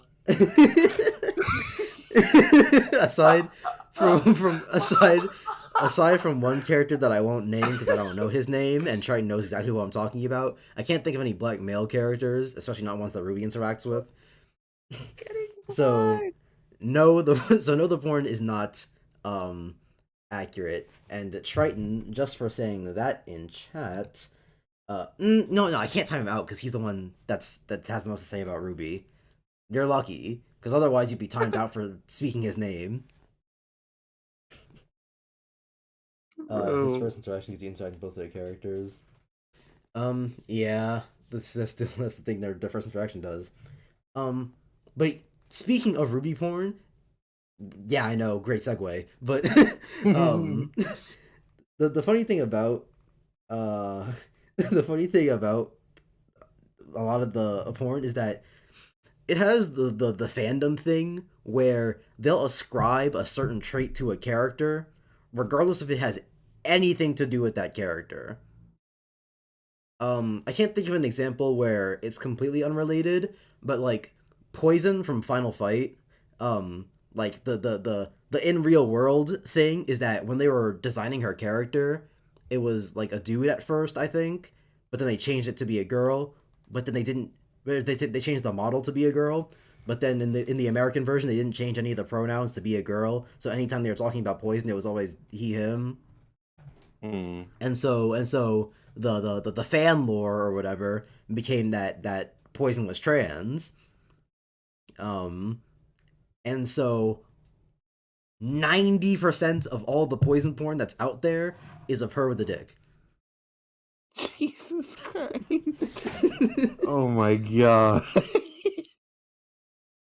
So that's just one of the things where the porn fandom ascribes a trait to one of them, and in RWBY that happens on a macro scale. It happens to like every character. Weiss's family, they all have dicks. No reason, they just do. Huh? Huh? In the RWBY porn Reddit, they were having a poll about which of the 4 main characters like fandom traits that they were talking about, and it goes RWBY's face, Blake's ass, Yang's tits, and Weiss's penis. But her last name is Schnee, so they spelled it Schneenus. Oh my god. Oh my god. I might have to do some research on this. So that's just something funny I find about RWBY characters, that a lot of them get their porn trait, and everyone just sort of follows that outline. Porn trait is crazy. Anyway, where was I? That was a first chat. great segment. RWBY NSFW has more fans than the RWBY subreddits. Yeah, the RWBY porn subreddit has more people in it than the actual RWBY subreddit, which is hilarious to me. It's because it's porn. Okay, but why RWBY of all things? It don't matter who it is. It's not like Have you seen the Jaden Animations subreddit and then her NSFW subreddit? I actually don't know about that. The difference between the people in there is crazy. That's hilarious. Do they zoom in on her? Don't say that in the show. No. No, they don't. This is 100% an example of just the fans thought of it and now everyone does it. He's zooming on her post. Whoa, gee. I wasn't reading that out loud. Dude. I like you can say it or whatever, but I'm absolutely not reading that out loud. Man just had to bring up the dogs. I refuse. I've seen her getting fucked by dogs. She doesn't. Yeah, that's an oddly popular. I don't know how popular it is. My gauge for how popular it is just that there's a meme made out of it, which is how I showed it to this guy. Remember Jordan? Jaden Animations worked on the fourth diary. The fourth diary. The thing is, I didn't even search because I was like, I'm gonna find something I'm not gonna forget. So I was like, I'm not gonna do that. But then, man, Chris wanna fall for it. And then screen share it. And then Chris wanted to show the gang. Man wanted to screen share it. Guys, I say guys. There's only one person I know who would fall for this. Tryton. Did you know that Jane Animations worked on the fourth Diary of a Wimpy Kid book? Google Jane Animations Dog Days to find out more. Put this on stream. I'm not putting.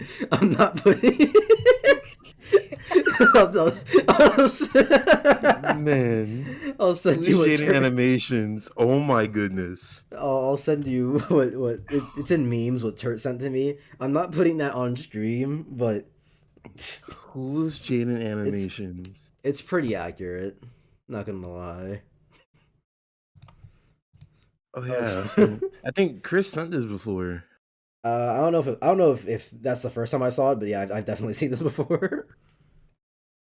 Who's JD Animations? Okay, Tryton. Look up JD Animations Dog Days to find out more.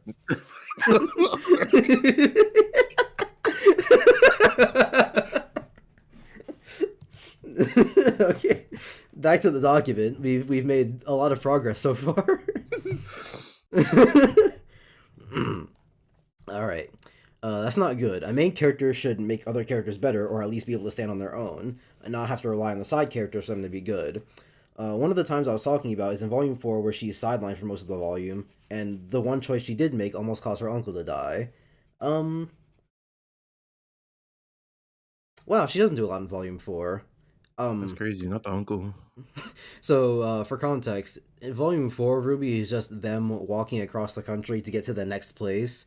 So, like, imagine if what have you seen? What's a thing that you've seen where characters travel from one place to another, but like the actual journey itself is like a time skip?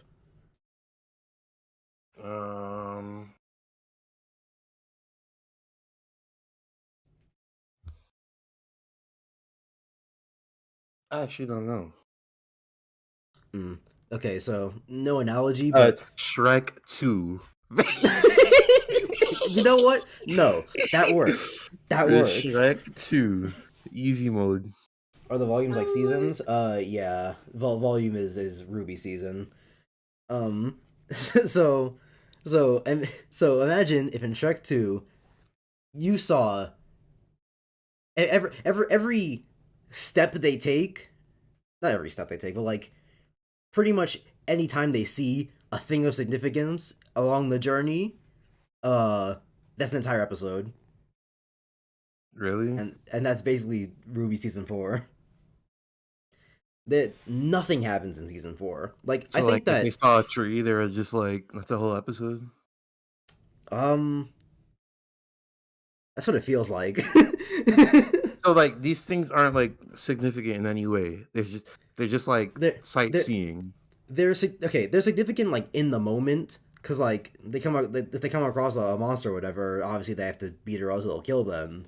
But like on the grand scale, it's literally just the misadventures of RWBY and gang for an entire season. For an entire season, not like 3 episodes, the whole season.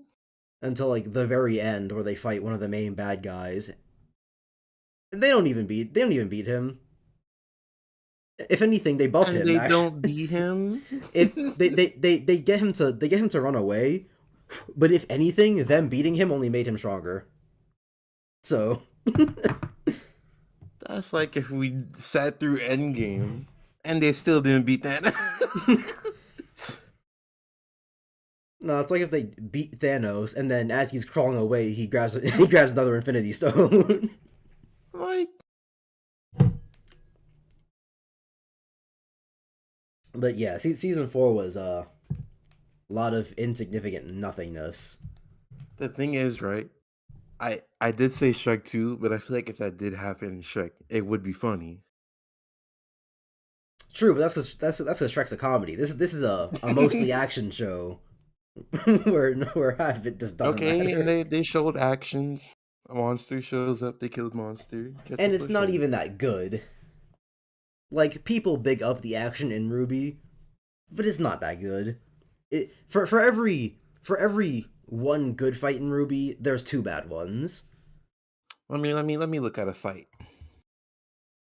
Okay, if you just look up RWBY fights, chances are you're gonna come across the best ones because those are the ones people are gonna be talking about.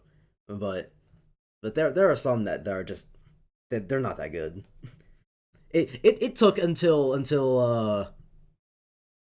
season 7 for me to come across a fight where I was like, oh yeah, this is my favorite fight. Before that I point, am getting cold. Wait a second. all right. Well, okay, let me read chat. What is the name? Like Avatar does it. Before you said time skip, I was gonna say JoJo Part 3 and Part 5. Here's the thing though, is like I'd say it's closer to Part 3 than Part 5. Because in Part 5, the fights themselves don't matter, but like the reason they're in the fights sometimes matter. Like Man in the Mirror, it's a bad fight, but they needed to do it to get the key or whatever they were getting from the dog statue or whatever. But like what's his face? What was I just thinking of?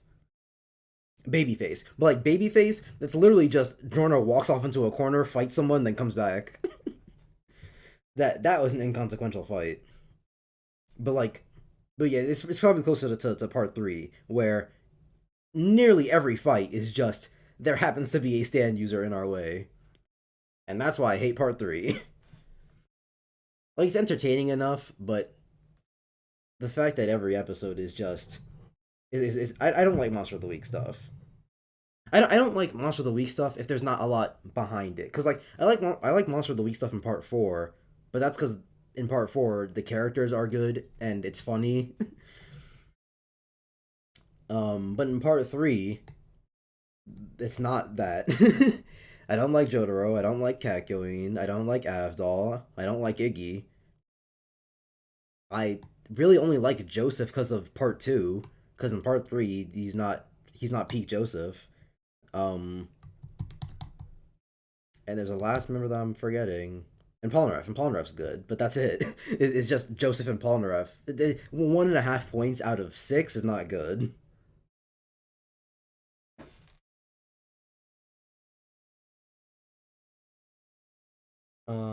Or like The Walking Dead season 2, where they're on the farm for the entire season. I've heard horror stories about how boring the farm part of The Walking Dead is.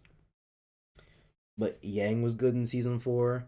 Yeah, but that's the B plot. I'm talking like specifically about the A plot where nothing matters and it's all bad. Also the fact that it doesn't nosedive after Monty died, true or hyperbole? Yes, it was a nosedive after Monty died, but like Tryton said, it was always bad. Cause the way with the thing with the seasons is it went from season 1 to season 2, it got better. From season 2 to season 3, it got worse. And then it just kept getting worse for a while until season 6 came around. Which was better, but still not good. Which was way after Monty died, so. Part 3 and 5 are my least favorite, but some good things in both parts. Same, because I haven't gotten to part 6 yet. So of the 5 parts that I've experienced, it goes part 5 on the bottom, part 3 right above it, part 1, part 2, part 4. Because like I said, part 3 is entertaining. I didn't want to shoot myself in the head while watching part 3. It wasn't like a slog to get through, but it's hard to care about any of it when the characters suck. The comedy isn't really there, and the fights are just kind of whatever. You could have anything that ranges in between Vanilla Ice and RWBY to the Sun, because the Sun sucks. The Sun is a bad fight. And I'd love to hear the arguments against that, because there are none. They get in a hole, they say, "Damn, it's kind of hot in here." Couple minutes pass, and then they beat the guy. Sun's a bad fight. That's it. What the hell? That's my list. I like the comedy in part 3. Interesting. I like the Sun just because of how absurd it is. See, that's the thing, is that while concepts can be cool,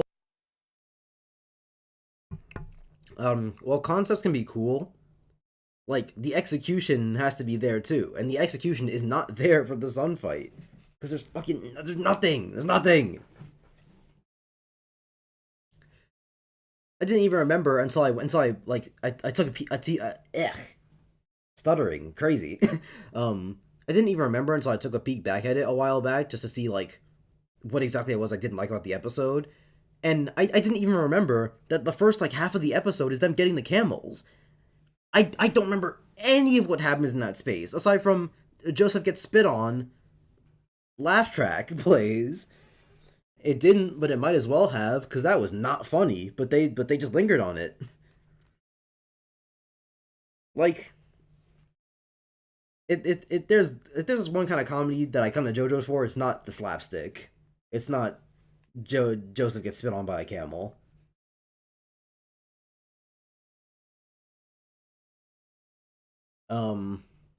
But it's interesting that we have the same list, because part 5 is the worst, and we're all ALX fans here, so there's not really much to go over there. Then part 3, just because there's not a lot there. I already said my piece about part 3. Part 1,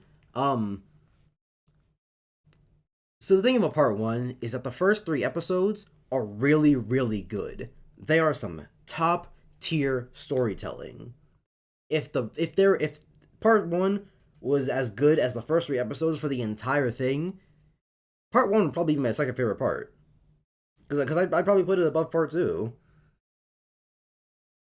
But then the rest of it happens, and part 1 is really boring. Like, I get that boring is completely subjective, but part 1 is boring.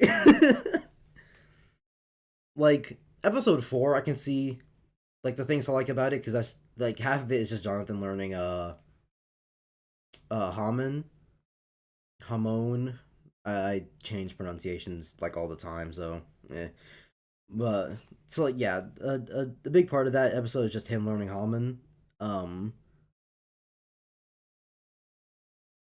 When it comes to pronunciations, I just sort of go with the one that takes the least effort. Unless I, like, know what the pronunciation is, which I'm pretty sure it's Hamon. But I've also seen Hamon. It doesn't matter. Point is, I usually go with the pronunciation that takes the least amount of effort, which is Hamon in this case. But, so yeah, I can see why you like some of episode 4, but then he just fights Mr. Jack the Ripper, and he's like, "Wait a minute, Hamon!" And then he beats him.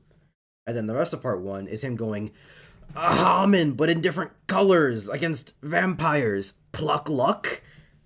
Thunder Cross Split Attack." That's against Dio, never mind, episode 8. But even that one's boring, because then when he actually fights him, he's just like, "Sword, Hamon!" And then, yeah. Episode 9 was fine, but, like, everything in between, episode 4 to 8 is just, it's not hitting. The only thing about it that was good was Zeppeli dying. And even then, it was just like, "Jonathan, Hamon!" And then he was like, "Hamon!" And then he beat the guy. This all sounds really crazy to you, Jordan, I know. I was not paying attention whatsoever. It's really funny that they hate Part 5 and Hunter x Hunter because I say that like, they're some of my favorite things. That's an interesting opinion, Turt. Things are really corny, and all the time it was really cool. And then part 2 is good, it's just solid, and then part 4 is the best part. But the ALX guys keep spitting about part 6, so maybe I'll get there. And the fandom spits about part 7, so maybe I'll get there. And then part 8 is is part 8. But, you know, back to RWBY since Jordan's back. I was just talking other stuff since you were gone. Not like I was paying attention. Yeah, now where were we? Alright, we're talking about Volume 4. So yeah, TLDR, Volume 4 is boring and RWBY doesn't do anything. Her characterization of loving weapons is dropped past Volume 1, and her strength is shown to be inconsistent volume to volume. So, like, one of the first things we learn about RWBY, Jordan, is that she really likes weapons. The first time we see her, she's reading a weapon magazine. Like, half the time when she meets people, she's like, wow, cool weapon. But that only happens for, like, the first 2 or 3 seasons, because at some point, she just stops mentioning it. She'll see some of the wackiest weapons out there and not say anything. Because they dropped that character trait.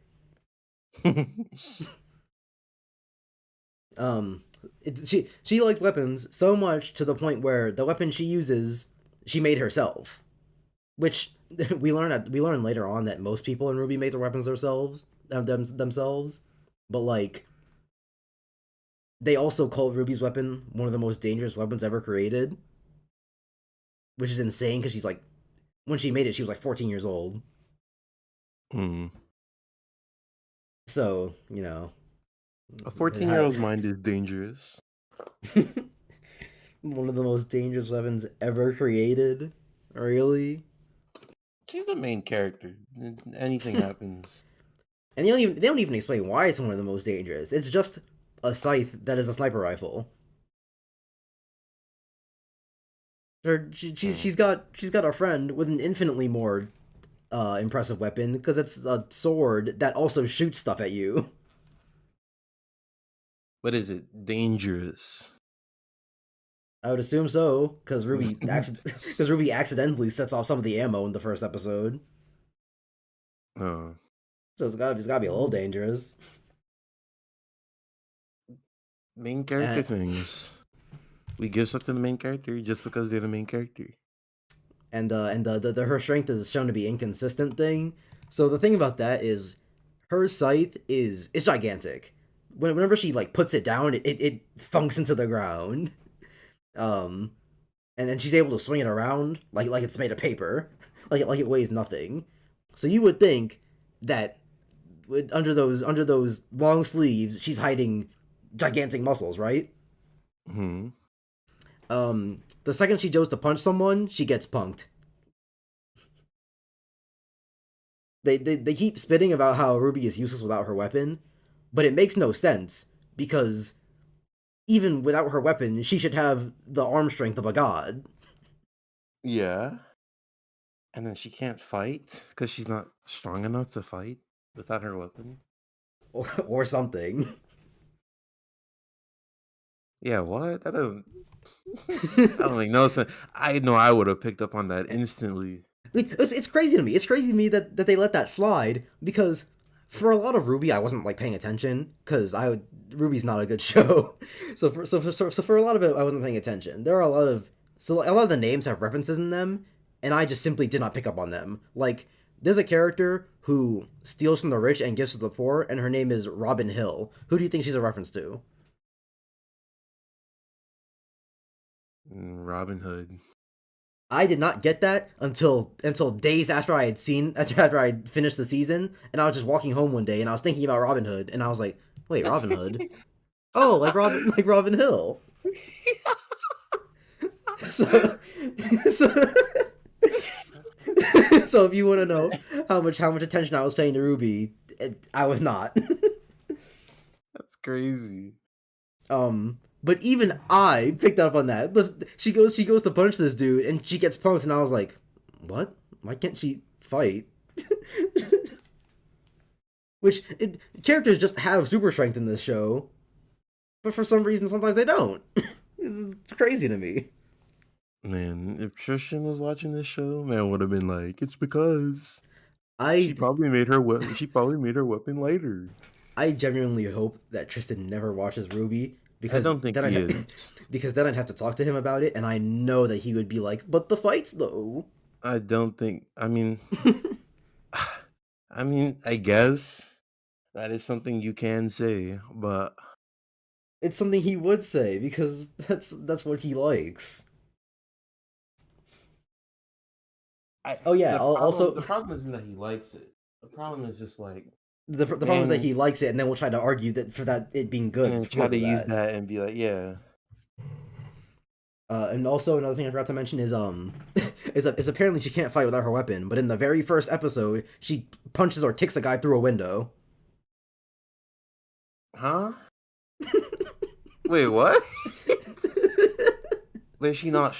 Wait. RWBY's bad. RWBY's a bad show. What? She can't fight without her weapon, but she'll sometimes punch somebody through a window, or just lose the fight. It's nuts. It's crazy. Legitimately insane facts. Oh my god. I'm kind of glad I didn't watch the show. Gavin to watch Gavin to watch RWBY. I'll argue for hours with him. See, that's the thing, though, is that you could argue. Tristan just is. Okay. He's not good at arguing. Okay. The thing is, if your goal is to argue for hours, then maybe okay. You get that. If your goal is a long argument, then that'll happen. But whether it'll be a worthwhile argument where Tristan ever goes, "Oh yeah, that makes sense," you're not getting that. You're not gonna. He's not gonna agree with you. The most you'll get that's like similar to agreement, but it's not. Man will be like, you'll probably say something that like he somewhat agrees with. He'll have a point against it, and then you'll instantly disprove that point, but then he'll say something completely arbitrary to whatever you said, and then that's the ending of the argument. There was no agreement. There was no like disagreement. He kind of just says something and then leaves. We argued about the Snyder Cut, and I was like, "But this doesn't make sense, and this is bad." And And he just never addressed any of it. Oh my god, arguing with Tristan isn't fun. And then, God forbid, he really likes this thing, cause you'll be stuck. You'll make a good point, and then he'll try to disprove it, and then in that disproval, he'll say something stupid. You'll disprove that thing that he said that was stupid, but then he'll stay on that thing forever.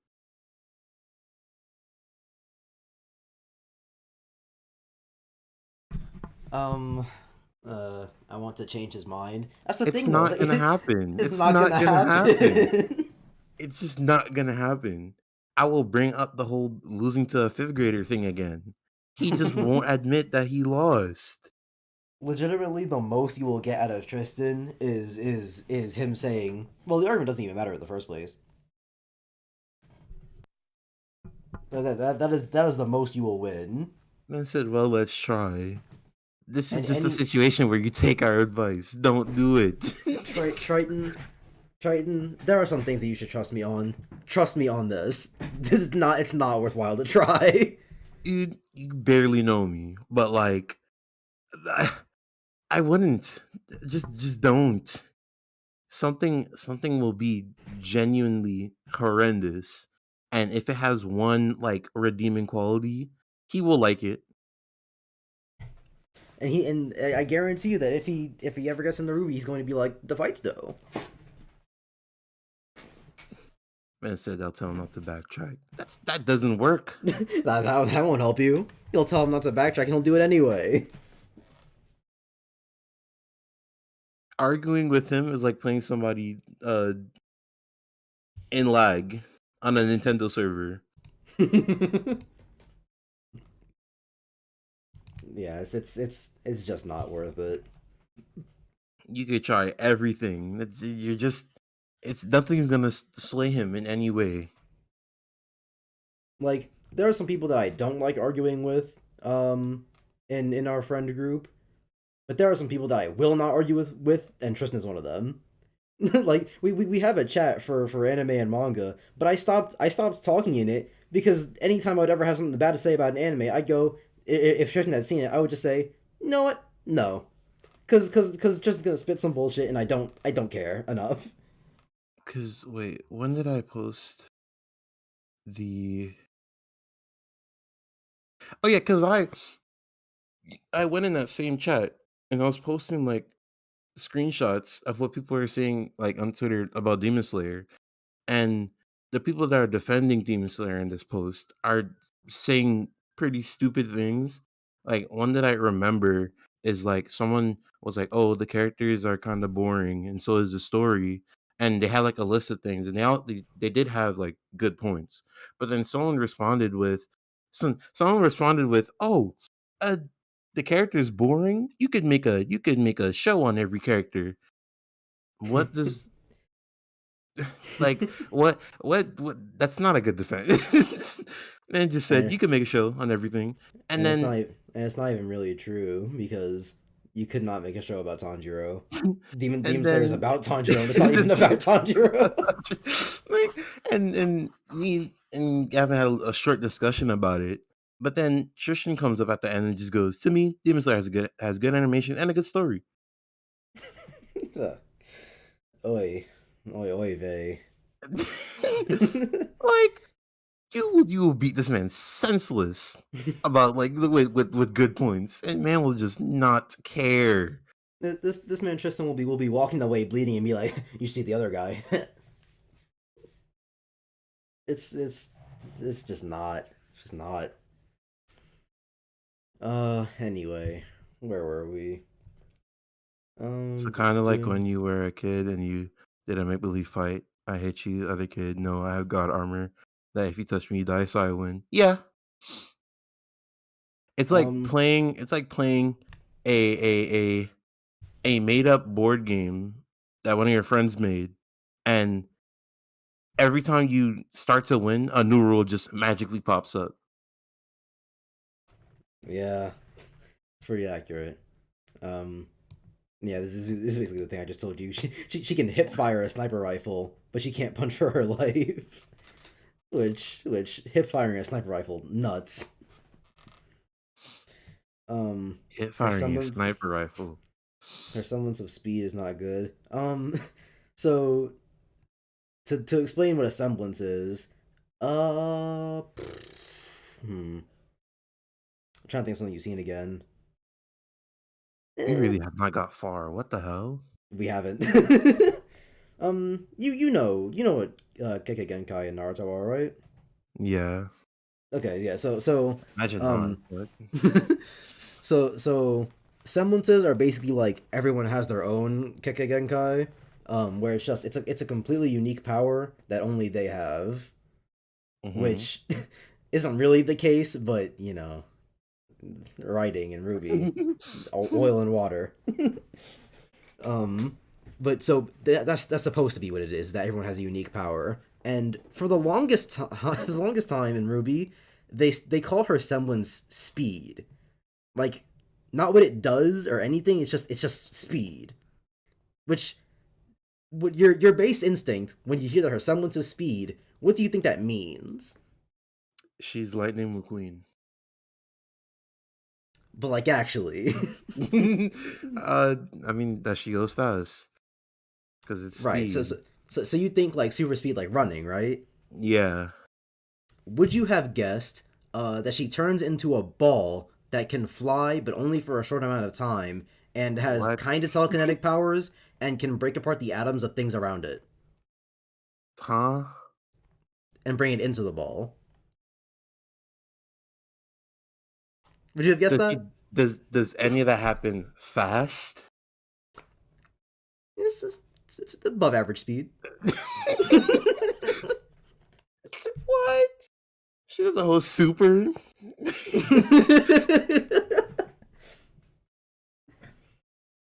Like, and she just does and a level 1, and it's called speed, and none of it is fast, or it's above average. It's decently fast. Like, if I was running full speed, she'd be like a little bit ahead of me.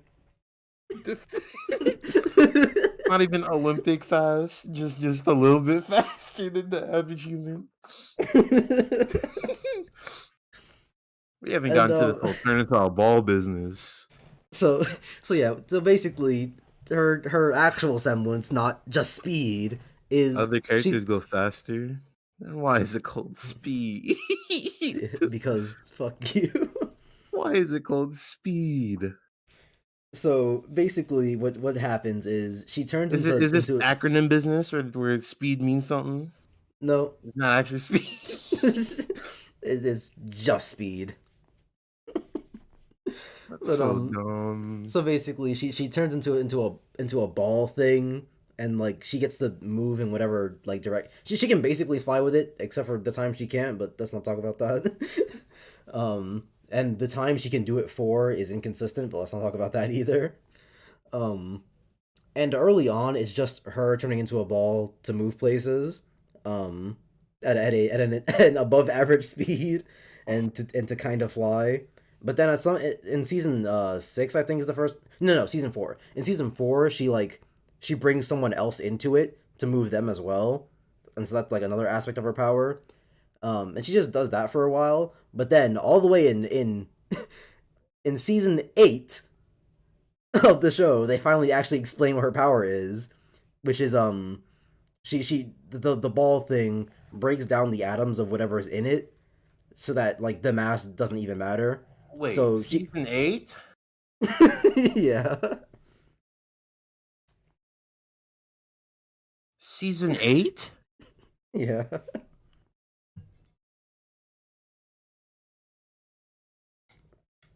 So they had people just oh, it's called speed. What she actually does is she constructs a home out of the materials around her, and then she makes a banana, but they wait until season 8 to explain. So what exactly she does is she breaks down the atoms of whatever's in the ball, including herself, so she can basically carry I don't know about an infinite number of people, but like she can carry an entire group of people in the ball and then move to wherever she wants within a certain time limit or distance. Who knows? Because sometimes she's falling and she doesn't use her power, which makes her fly, and sometimes she just uses it to fly, and sometimes she uses it to fly but doesn't go far enough. It's not good. RWBY isn't good. They made a show, and then they gave the unique power to a character called Speed, but then they put a little asterisk on it. Season 8 of the show. Her power is speed. Kinda. 8 seasons later. Yeah. It's really weird. Can't wait to see what semblance of power is or something. And Tryton, remind me, we're not on this character yet, but we will be soon. Remind me, do Weiss's glyphs ever get an explanation? Or have we only, like, guessed about what they do? Because that's another character who has a power where you just assume what it does, but they never really give you an explanation. But we'll get there when we get there. And Tryton would be all over the show.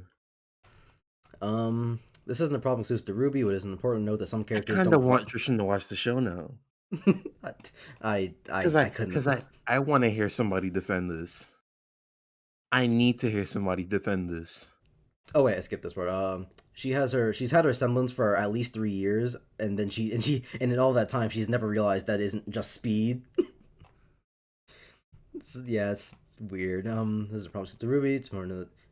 It's important to note that some characters don't feel like they've had their semblance for as long as they've had it, because yeah, there's one character whose semblance is that electricity powers her up, but only once ever in the entire show does a character like shoot electricity at her to power her up, like one of her teammates. Mm. Which is oddly a common trend in RWBY, which is if they make a plan and it works really well, they never do it again. Too easy. that's what it feels like. They got the strat, so they don't want to do it anymore. One big example is in Volume 2, where Oobleck asks why she wants to be a huntress, and she has a straightforward answer of wanting to be like the heroes in the stories, and she wants to help people, which is reinforced throughout every volume, and in Volume 6, when she breaks out of the Apathy Strands. Another thing I'd like to note is that I dislike her hypocritical nature of not wanting to be lied to by Ozpin, but then in Volume 7, she lies to Ironwood. So in Season 6, there's a part What are where... these names? RWBY names. Ironwood do not sound like a person. That sounds like a whole village. So in Season 6, a character that they've been with for a long time is like they find out some craziness about him because it turns out he's been lying the whole time. And they get really mad at him for it to the point where he leaves the show for like 2 seasons. That's how bad they've made him feel. And then in Season 7, they're walking up to another character who they have every reason to trust. Like, if they can't trust him, then there's no point to the entire show. So they should be trusting this character, and they lie to him.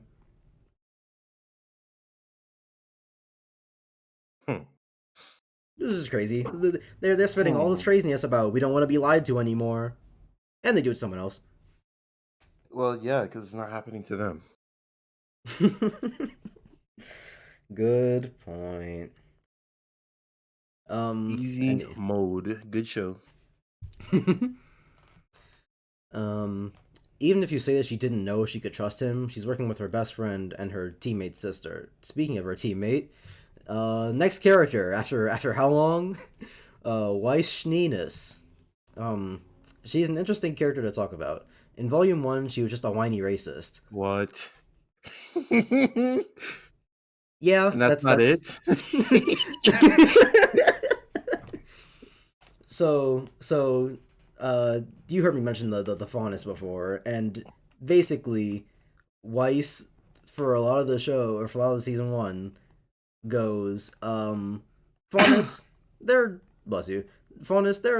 dirty animals. She literally calls a character a dirty faunus at one point. And she says in Season 1, or it might have been Season 2, that doesn't matter. She says in whatever season, oh, I have a bad history with the faunus or whatever. But that's not even really true.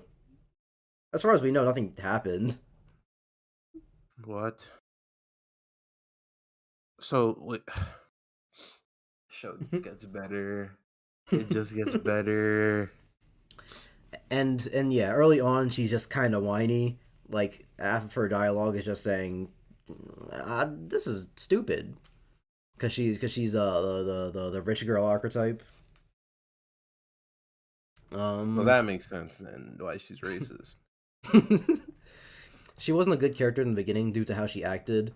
Her character in the beginning is inconsistent. Her racism makes very little sense, and she hates her father, the head of the company that has used faunus labor. So yeah, so she says, like, I have a bad history with the faunus or whatever, but wouldn't she like the faunus? Because she hates her father, and her father abuses faunus. Is that like the reason why she hates her father, or is it just she just hates her father? It's one of the reasons she hates her father. I assume, because they didn't write that yet. At the time, they didn't write it yet. Oh.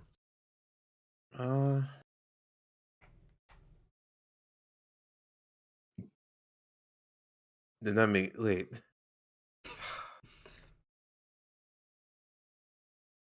She's just being racist to be cool. Literally, she's just being racist to be cool. Damn, I guess that blacked art for Weiss was super inaccurate. Get me in a room with her, I can change her. Okay, Turt. Get me in a room with her and I could change her. Let's not even talk about what Turt just said. Man. Gavin, you have some pals, man. You got some. Anyway. Oh yeah, and about her being inconsistent. In like episode 2, she gets a talk about how she's too whiny, and how everyone hates her because she's whiny. And let me guess, she changes in the very next episode. You're kind of right. in at the end of that episode, she goes, "I'll be nicer," and the very next episode, she's back to being whiny. Oh, and but then she's nicer while she's whiny. And then for like the next, when does it end? Season 5 is them being in place. Okay, so like, and so for the next like 3 seasons, she just hops in and out of being whiny, and being nice. Well, she's trying to change. Change is hard. Okay, but like it's basically, she's basically bipolar. That's what it feels like. It's kind of nuts. I don't know how to feel on that because I haven't watched the show, obviously, but I feel like it could work. I feel like I would excuse it because, like, if dialogue hinted at like her actually changing her attitude towards things, then I mean, I guess. Because expecting someone to change they don't change instantaneously. So I could see where I would excuse it, but I'd have to see more in her character first. The problem is just that she's not spitting. that she's chatting some absolute lunacy. Hold on. I just realized I should probably change the stream title. There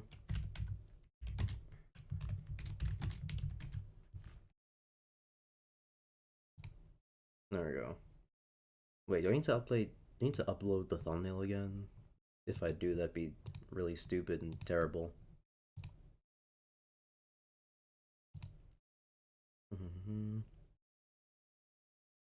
No, it's fine. Okay. Where are we? 2 sentences in, right? Her racism makes very little sense, and she hates her father, and yeah, we already said that. The writers must have realized this because it's 100% dropped past volume 1. Yeah. Weiss in volume 2 says that she wants to make a difference for her legacy. He got retcon? So yeah, and in volume 2, she's like, my dad was racist, and I don't want to be racist, so I want to make our family name, not racist. Yeah. Oh man.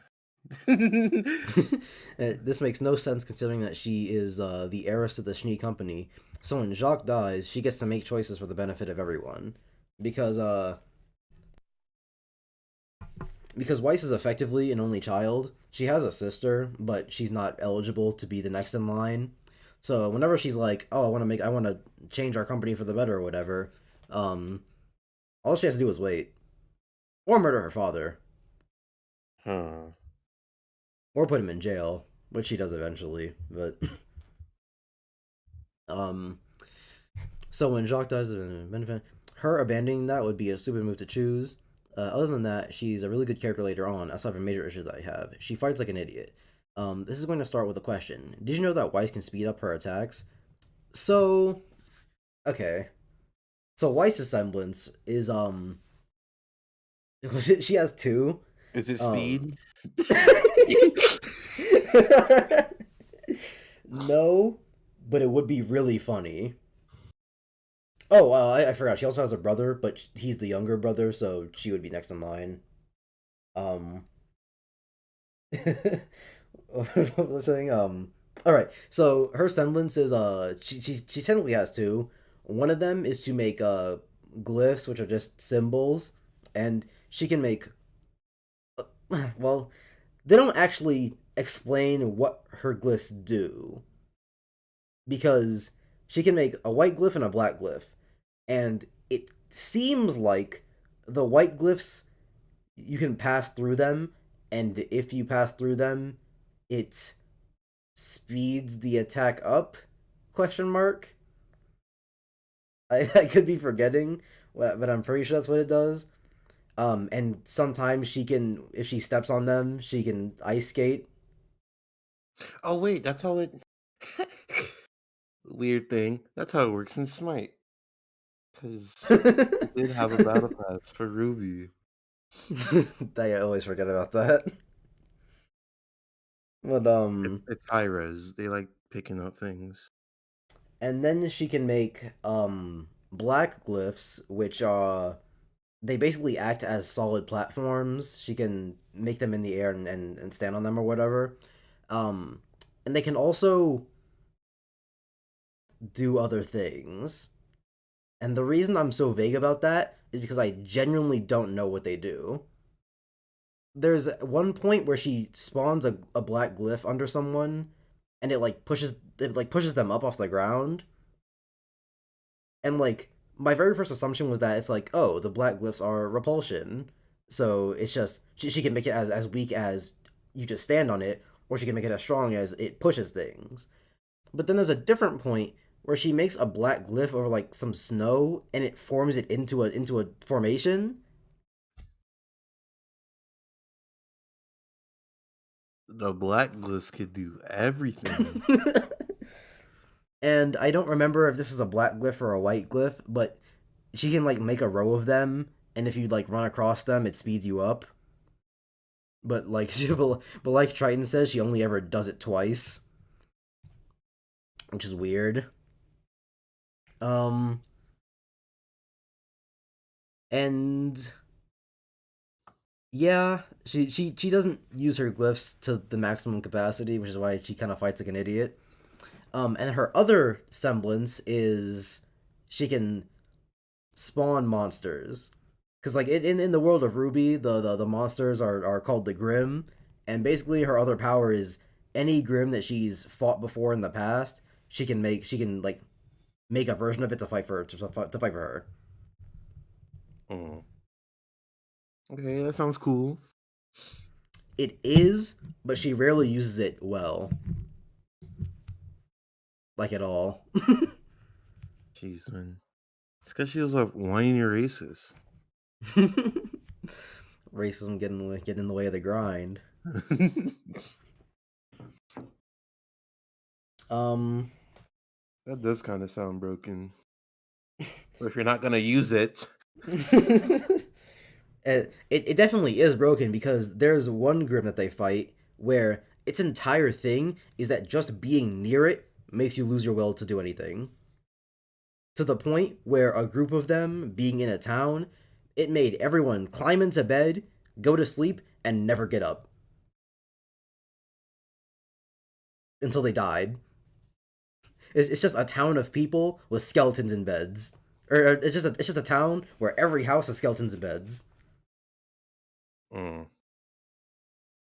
But she has experience with them, but she's never made one. When she could just spawn one, use it on whoever she's fighting to make them stop fighting. Easy win. It's what's it? It's debatable like how strong just one of them would be, but the point that she never even tries is ludicrous. Literal endless army. It's not endless. She can only make one. But it would still be pretty broken. Especially since we don't know what the cap on it is. Because she's fought some crazy strong Grim that she's never tried to spawn before. Her catalog of things she's spawned before are I think a boar, a giant suit of armor, and a bee. A bee? It's a bee with like its stinger is a grappling hook. But What yeah, she needed a bee for? it came in clutch the one time she used it. For what? Scaring somebody? I actually don't remember what it was used for. You have a catalog of things, and you chose a bee, and that's one of the 3 times you decided to use your power. She's used it more than 3 times, but from my memory, she's only ever made those 3 things, and she only ever made the bee twice. It's like 90% the armor, the 2 times for the bee, and I think she made the boar once. It was a giant bee, and it built. Okay, but giant Okay, in it was giant. okay, I no. guess. Giant in quotation marks. It's like smaller than her. It's like the size of a child. Ooh, I have a power. Let me summon Barry B. Benson. It's like the size. It's like the size of a human. Like, So I wouldn't. It is giant for a bee, but it's not a giant bee. it impaled someone. Did it also ask if people like jazz? Like, come on. The size of a large man. Yeah, pretty much. Ever since she learned how to summon, she relies on it way too much to a degree that it almost kills her. In Volume 5, she tried to use summoning against Vernal Tryton. I'm not gonna lie to you, I genuinely don't remember that character. I don't know who that is. Hold on. I don't want this in my search history, but I don't care. Right, that one person. Yeah, that's another thing, is that she has the glyphs, but very often she'll like default to summoning the giant suit of armor, and it's just not helpful. It's just simply not helpful.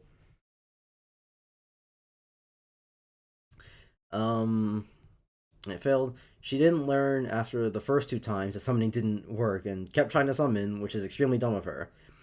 And while you could argue that this is in character, it almost feels like glyphs were becoming more and more forgotten as time went on. She used time dilation during that fight. Or she could have used time dilation during that fight. Because, yeah, that's just true. She doesn't feel like she's used her semblance efficiently. However, other than that, she's a good character. Her rapier makes sense as a weapon, and it's a good design. Her interactions in later volumes with many characters are good. Even with characters such as Yang, they had a good moment, even though it was mainly about Blake. Her past has been well established throughout the series. Her dynamic with Winter and Willow is great. Not so much Whitley, however, considering that she decided to point her weapon at him, knowing full well that he doesn't have the capability to fight back. Willow said, "Don't leave your brother," or something to that effect, and she continued to be antagonistic towards him, but out of Team RWBY, she's by far the best.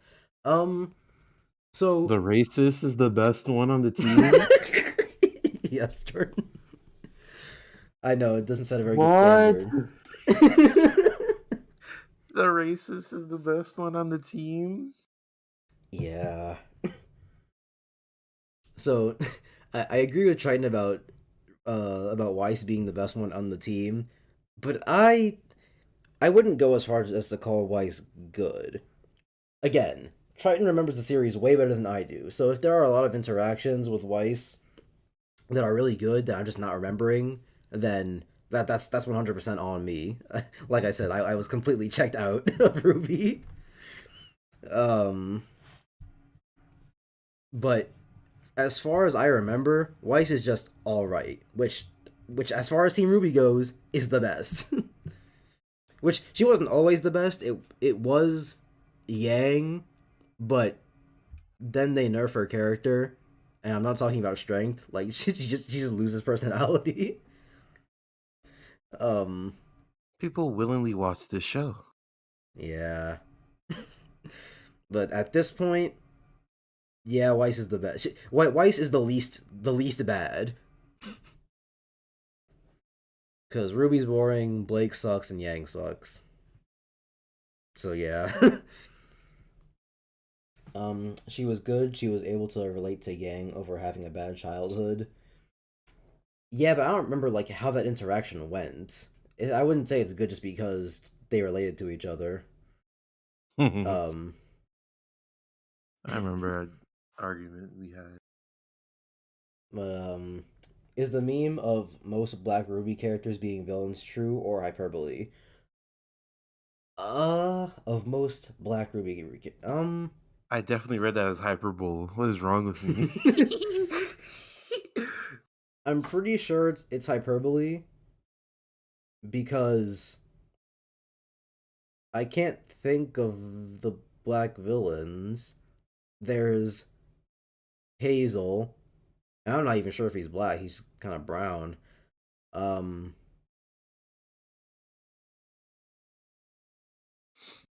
I think that's it. I can't think of anyone else. um, yeah, no, I got nothing. I if anything, there are more black characters that aren't villains. There's he who shall not be named. Oscar, Robin Hill. Um,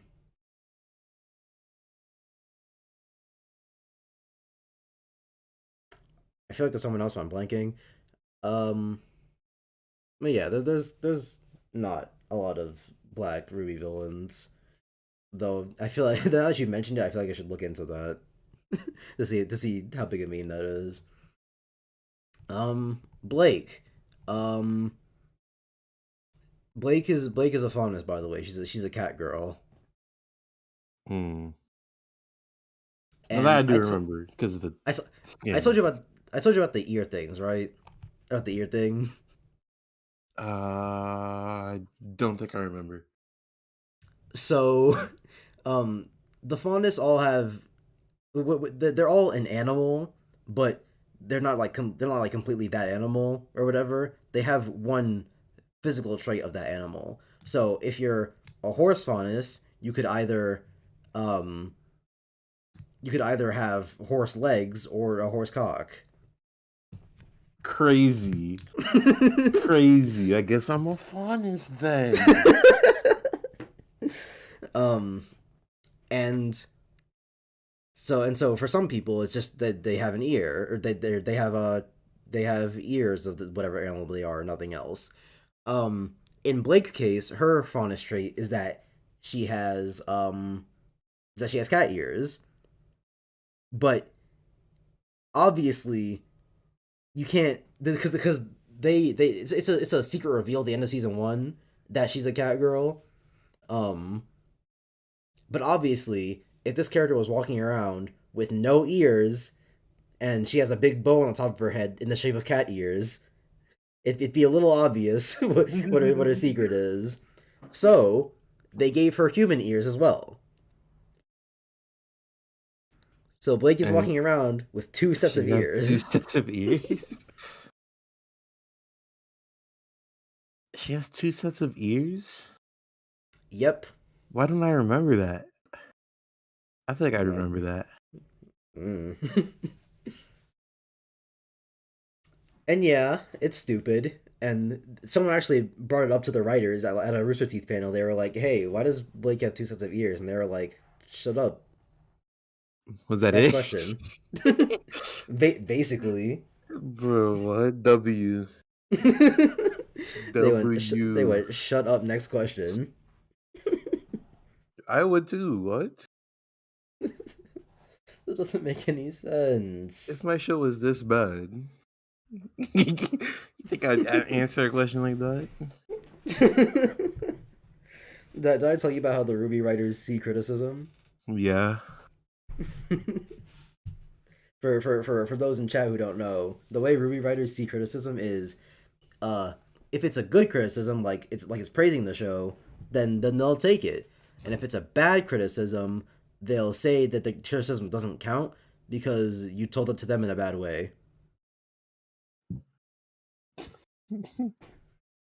So if you're like, hey, it's kind of stupid that Weiss is a whiny racist, and then completely flip flops the next season, and sometimes in the season that she stopped being racist too, and they'll be like, well, you said the word stupid, and that's derogatory, so that just doesn't count. That doesn't count. You weren't nice.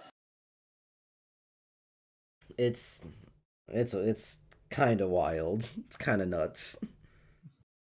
You weren't nice to me, therefore wrong. Anyway, Blake. How do I put this? I don't like her. There, ironically, isn't much to talk about for arguably the second worst Team RWBY member, so I'll try to explain as best I can. Let me get the easy part out of the way. Her semblance is used well. There aren't any inherent problems with her shadows, and she uses them in a smart way, like pushing herself forward to attack and allowing herself to get away from an attack. See, the thing about Blake's shadows is that, like, her semblance is she leaves a shadow of herself to get hit. It's basically a shadow clone. Mm-hmm. And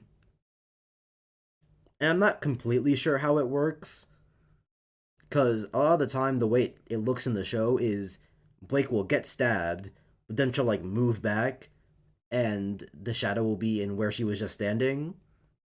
But then other times, the shadow will get stabbed, and Blake will be on the other side of the room. And so it's like, well, when did she get there? So it's weird how the shadow actually spawns, but the power itself mostly makes sense. And the reason I say mostly is because in the RWBY universe there's a thing called dust, which is basically just rocks with elemental powers in them. There's fire dust, lightning dust, etc., etc. And a lot of people add dust to their semblances, and the way Blake does it is she'll add an ice dust to her shadow, and so like when someone stabs her and she leaves a shadow behind, their weapon will get stuck in the ice, which is smart, right? Yeah. But they don't actually explain how it works, because the thing with dust is that some people have to like put it into ammo to use it. Some people just take the rocks raw, and they never explain how you activate them. Because in season 1, RWBY like is holding a fire dust, and she like sneezes or something, and it just explodes. But then there's this other guy later in the show who stabs himself with the rocks, and it like gives him power. Like he can shoot lightning. Like if he stabs himself with the lightning dust, he can like shoot lightning, and it makes him physically stronger for some reason. But it doesn't like he doesn't like stab himself, shoot lightning, and then the rock dissipates. He like stabs himself and he can like shoot lightning for an amount of time. So they never actually explain what it means to use up a dust or how it even works. It just exists, I guess. Take the rocks raw. Are these dudes doing crack for magic? Yeah. They be snorting rocks. the dust. It's basically crack rocks. But so yeah, they never actually explain how she implements the dust into her things, but how it actually happens is fine enough, I guess. And correct me if I'm wrong, Tryton, but isn't there one point where she like has her shadow like throw her or something, or she steps off of it, which up until that point we were under the assumption that the shadows didn't actually like have physicality, because people will stab them and they'll just like disappear. It's not like they'll stab them and like they'll have to push in or whatever. So we were under the impression that they didn't have any like physical presence, but she'll like, I mean, they're basically the same. I mean, shadow clones kind of work that way. yeah, okay, but like with shadow clones, they're actually physically there. It's a clone. But with Blake's shadows, up until Is it like that, just like ghostly? yeah, it was like ghostly. Hmm. But then at some point she like jumps off of one. She had a physical dust. I don't know. You know what? You could be spitting. because at some point they go gravity dust, and I'm like, what? What's a gravity dust? What does that do? Because like there are islands with gravity dusts in them, and they float. But like, what would a gravity dust do if RWBY sneezed? Like, because with the fire dust, she sneezed and exploded because fire. But if she accidentally set off a gravity dust, what does it do? Does it create a black hole and crush her spine? I mean, only one way to find out. And what happens if you put gravity dust into a gun and shoot it? I I don't know. The only example we have of gravity dust being used is Weiss adding it to a glyph, and she like, it gives her basically telekinesis. Mm. But that's only a Weiss thing because her glyphs are special. She can add fire to a glyph and like just have a thing that shoots fire. No explanation on how that works either. So, fun. Common theme. Just nothing being explained. But anyway, her character changes from actually good to really bad. Her character in Volume 1 and 2 was good. She was slightly cold towards others before learning to trust people. She felt like the only person who cared about the White Fang, which is Faunus terrorist group. Black Panthers, if the Black Panthers were really stupid. Oh.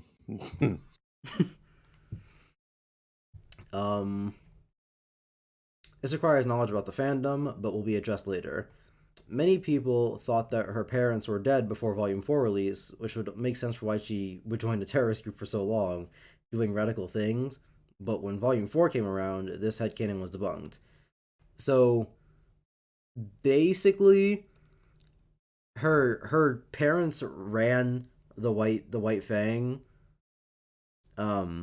which who knows when they wrote that, because it only gets revealed in season 5. Is it 4? It gets revealed at wait, he said season 4 because it gets revealed in season 4, but we don't know how early they planned that. So her parents ran the White Fang, and that's why we assume that she was in it in the first place as like a child, because we see her in it as a child. But then at some point her parents leave and the White Fang become like terrorist people, and she's still in it for some reason, and her parents don't do anything about it. And you'd think that she's a pretty high-ranking member of society, considering the fact that her parents were leaders of a pretty widely known gang. But then somehow, when she gets into the school, she hides her identity by hiding her ears, but she still uses her last name. But no one goes, wait, but no one goes, wait, Belladonna, like those Belladonnas? They're just like, why, Blake? No reason to care. Even when she reveals the cat ears, no one knows. There's another Faunus character that she's friends with, and you would think that this Faunus character would have knowledge of his species like goings on or whatever.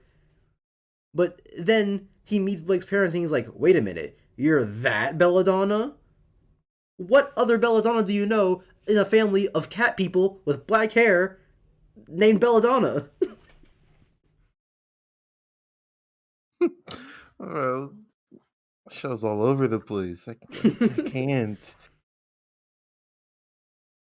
It's like if witness protection was like, here's a hat, and just no one knew who you were.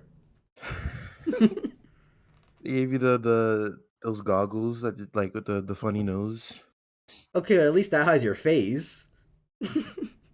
but Blake hid exactly one trait about herself, and she didn't even hide it well, because the Faunus character that I just mentioned, he knew that she was a Faunus even with the bow on. He was like, I just knew. They have Faunus sensors. So she wasn't even hiding it that well, and just no one knew. Well, at least no one important knew. As far as we know, the side characters in RWBY don't exist. in season 1, because the show had a low budget, I guess. Any character who is not a main character, or any character who isn't like named, is just a shadow person in the background. They pulled it was just like comic style. All non-important characters were just black. Yeah. That sounded really bad, but if you're looking at the stream, then you'll see it soon. Oh my goodness. they just silhouettes. And sometimes it's really bad. Like they're just silhouettes. Whoa. And the characters would interact with them? sometimes, yeah. Why? Why? This looks like a meme. Yeah, it's not Motherfucker good. stole my physical form. Can't have shit in RWBY. Yeah, it's really ugly. That's crazy. It's because like you said, it's a comic thing, but in comics, it's a still image, so it looks And whatever. they wouldn't interact. I mean, okay, that, and even if they did interact with a character that was just like a silhouette or something, it would probably be like a sentence or like just like a word. But But that a just looks still wacky. it's a still 2D it's a still 2D image. But then RWBY, what's it? Fucking uh it's a 3D show. So you're just watching a bunch of shadow people walk around. Yeah. And speaking of the so Tryton just mentioned something in chat, which is the main character could be anywhere. Where it's very obvious who the main character is or who the important characters are, which brings up a really funny scene from early in RWBY that I don't remember where I put it. It's not in my files anymore. Or at That's least if it is, funny. I don't know where I put it. It's so funny. It's just chilling with the silhouette. Maybe I can find it in the Discord. Quirky. No, not thing. I was like, this couldn't be written by humans.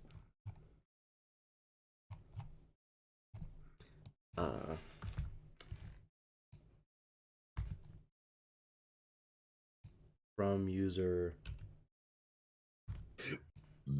Okay, am I crazy or is Discord like search not been working?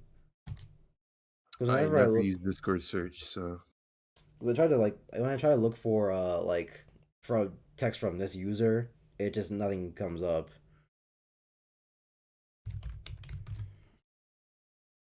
All right, can't find it, but so I'll just explain it to you then. So there's this one scene where one of the main characters, he's like by himself, right, in this group of shadow people, and well, because he was talking to RWBY, but then RWBY like leaves, and RWBY's basically this character's only friend, and so after RWBY leaves, he's like, "Oh man, where am I gonna find a nice quirky girl to talk to now?" Which yes, that is a line. That is a line that he says. Where can I find a nice quirky girl to talk to? Yeah, Tryton. It was when Pyrrha was introduced, and so after he says that, he walks away, and there's a character that was behind him the whole time. That was obscured by his character model, and she's the quirky girl in question. Which in a different series would be like a blink and you miss it thing, where it's like, oh, did you notice that character like turning and looking at him when he walked away? But in RWBY, where it's just a group of shadow people and this character and the other character are the only two actual people, it's so like he just walks away and then you see this one character like look at him. It is not fluid at all. That is actually really funny. There we go. Thank you, Tryton. Tryton found it for me. I'm gonna show it to you in a second. If it would open. Stop opening Opera, you fucking whore. It's Opera GX though. The browser for gamers.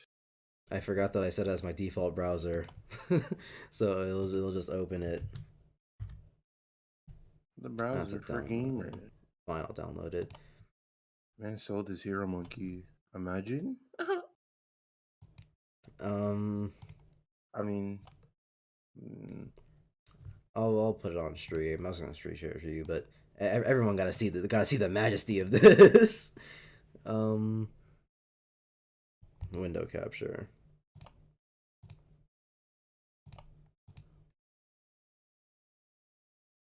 Can I not screen share it? Or can I not thing it?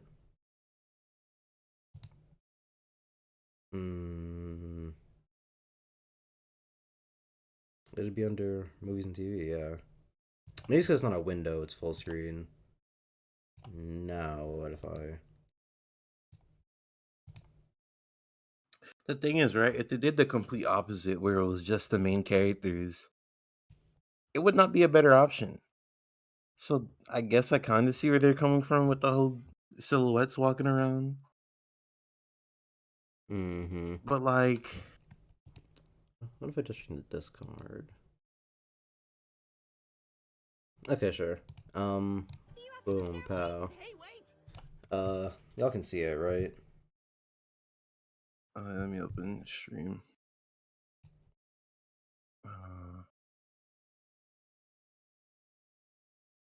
Yeah, but it's like zoomed in.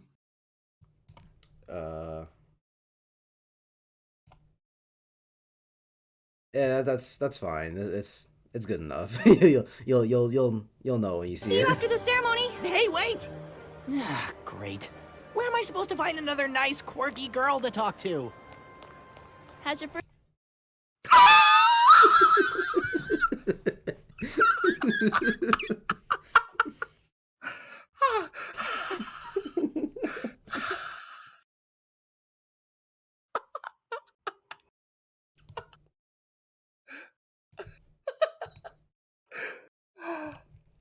So yeah. That the delivery on See you after the ceremony.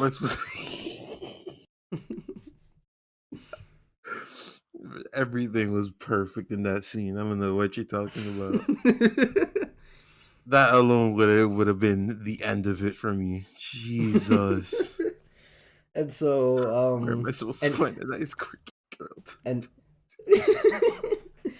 and by the way, another thing that you may or may not have noticed is they didn't like they wanted her character model to be like big enough for you to be able to see her, or like for her to be like clearly made out, but they made her so big to the point where the dude where he's moving around, you can actually see the moment she pops in the frame. That's crazy. It's like right underneath his arm or something. You just see her character model pop in. Where am I supposed to find a nice quirky girl to talk to? It's RWBY something else. I don't even remember how we got on this. Fucking Blake,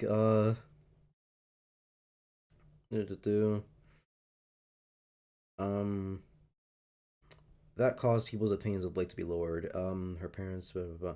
Oh, right. So he's saying that people liked Blake because they assumed that her parents were dead and that's why she was a terrorist. But she had loving parents who actually ran that organization, so it doesn't even make any sense, and a lot of people hated Blake for that. Which makes sense. I can see how that, yeah. What's it? Her character interactions throughout volumes past 4 were, I guess, problematic. Now, this is partially me, but I don't like a lot of her character interactions, and that's mainly because of the 4 main characters she interacts with. Adam, Ilya, Yang, and Sun. So, well, I'll read this first. Sun being least offensive of the 4, and Yang's being the most offensive. Sun is the best out of the 4 due to him being an okay character in general, and also he doesn't overstay his welcome by leading in Volume 6. Blake and Sun's interactions are okay, but most of the time my problems with them are due to a larger issue I'll get into later. Blake and Adam's interactions are odd. Adam was referred to Blake as a mentor, and the fight was because it was a human cause. But his first interaction with Blake on stream was him being creepy with her and almost killing her. Adam is a character I don't like, and I'll get to that later. Ilya is a character I dislike a lot. Her reason for hating Blake is because it's just... You'll get into that a little bit later, but So basically, I'll give you my thoughts on this. So Adam, he is well, he was the most recent leader of the White Fang. He's the super racist one that made them all like terrorists. Mm-hmm. Mm-hmm. And Blake like looks up to him because he's cool and has red hair and wears a mask. Typical traits. So much so to the point where Blake wanted to fug him, and like in the first, so Tryton says the first time we see him, he's being creepy and killing and wanting to kill her, but that's actually not the first time we see him, because the first time we see him was is it one of the like RWBY prologue episodes, like before season 1, where Blake and Adam are robbing a train together, and then Blake's like, I can't be with you anymore because you're a terrorist. And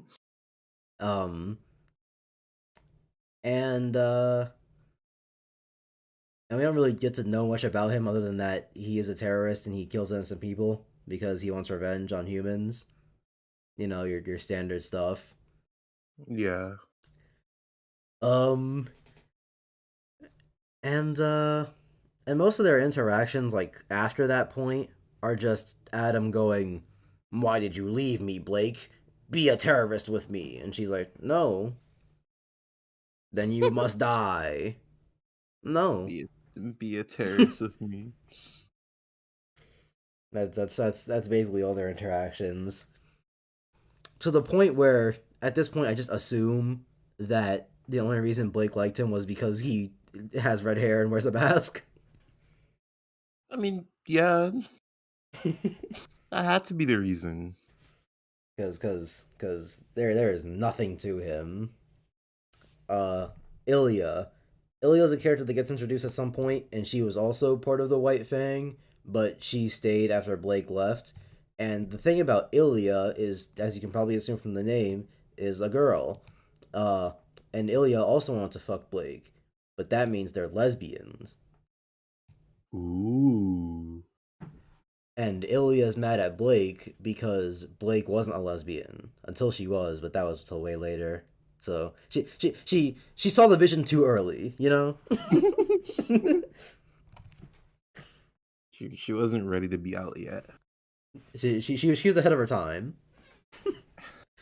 She knew Blake was a lesbian before anyone else did, even Blake. But and their interactions are pretty much just Ilya going, Blake, I like you, or I liked you, and then Blake's like, but I don't like you. Tough. and that's all you get. Really? Pretty much, yeah. And then we'll talk about Yang. We'll talk about Yang last. And Sun is the phonist that I mentioned earlier. That's the first one aside from Blake that we see.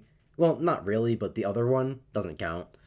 So it doesn't count to the point where we're probably never going to talk about her because she's not even on this list.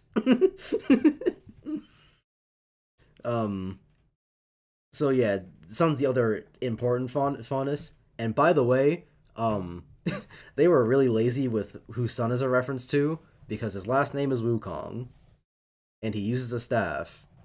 I mean, Neapolitan exists, so they did not try with Sun. Which that was another team name that I wanted you to that's one of the stupid ones. So we already talked about coffee. So what do you think Team Sun's like four letter word is? And I'll give you a hint. It's named after the team leader, so it comes out to Sun. Or it's supposed to be said Sun, but guess what the 4 letters are. Sun. The worst part about this is that you'll never get this. I did. You're literally never gonna get this. Okay, let me Sun.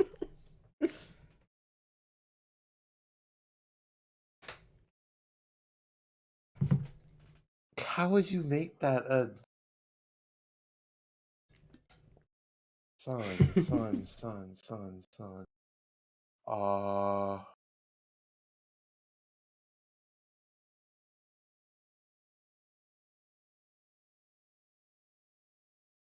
Tryton, don't say anything. how He's still guessing. how am I supposed to? Okay, wait.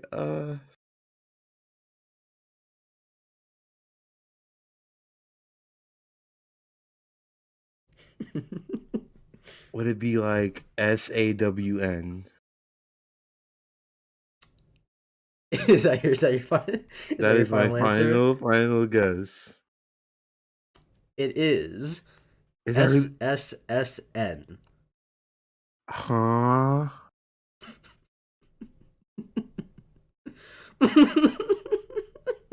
Say it again. SSSN.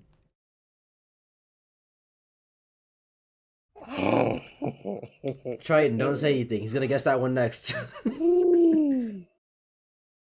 if you're gonna bring it up now, I'll have him guess that one next. Oh my goodness. But how do I have you guess this one? Because I can't just tell you the name. And I'll see if you can put it together. It's so bad. That's so crazy bad. And so the yeah, and so the villain team, they're not actually like a team of people, but there's 4 of them, and it fits the RWBY like thing. So we have also given them a team name, and I'll tell you the letters for each of the people, and you gotta tell me what their team name is. So it's E, M, N, and C. EMNC.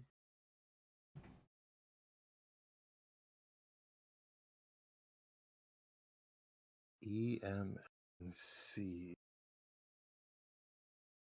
I can imagine what word that would be. What? What? It's not in that what's it order. So put Wait, so that it's in not an in order. It's not in that order. So put that in an order that you think comes out to a team name.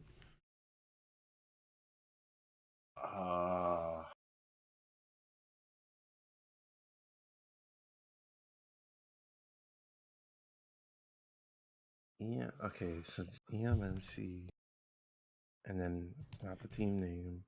So I gotta make it in. I gotta rearrange it. Let me pull out a notepad. Let me pull out a notepad.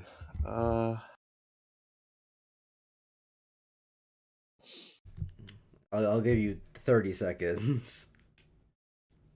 To guess. Yeah.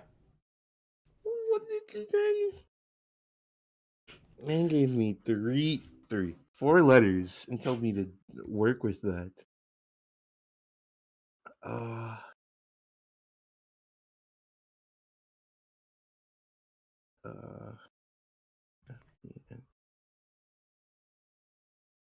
Nah.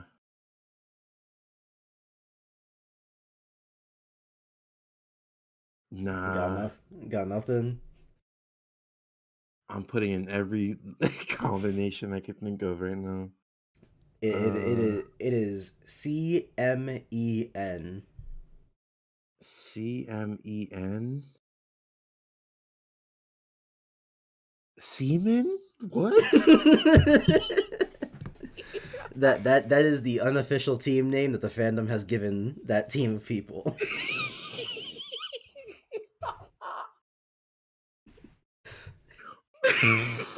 the menacing enemy team is Team Seaman.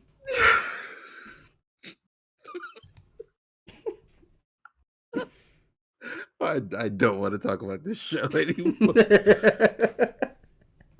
Demon. And we don't think they did it on purpose, but who knows? That had to be done on purpose. No way it wasn't. Oh, who knows? Oh, anyway, Blake. Well, we'll finish up the main characters, and then I'll go to who I specifically want to talk about, and we'll talk about them, and then we'll finish up for the night. Because at this point, the stream is 3 hours and 10 minutes long. It would have been longer. Shut up. Oh no, I still have to play a chess game with Tryton, so we'll do the RWBY stuff. I'll play chess with Tryton, and then the stream's over. Alright. So, where was I? Oh, right. And then there's Yang. So, Yang is one of the other of the four main characters. And, remember when Blake and Ilya was... Well, Ilya was the lesbian and Blake was not yet? Mm-hmm.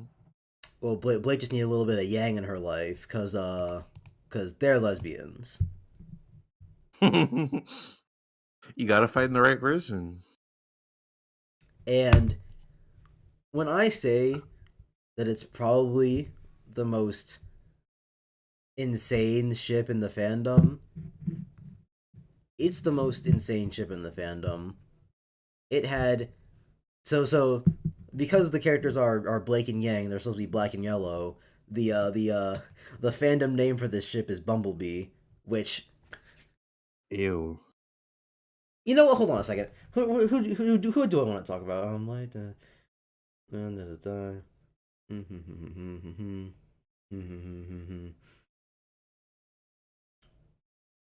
Okay.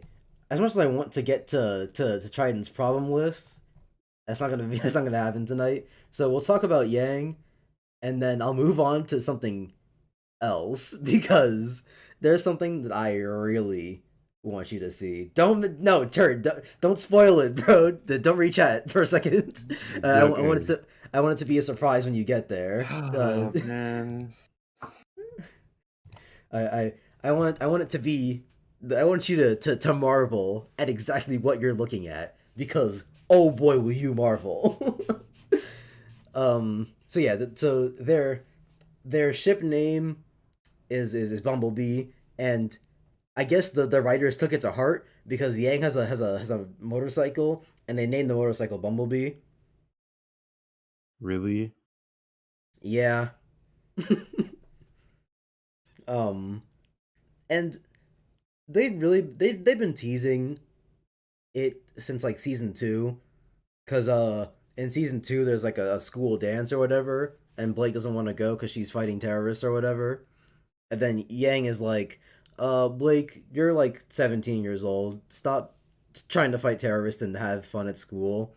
And then Blake's like, thanks, Yang. We're really good friends, as they stare at the camera.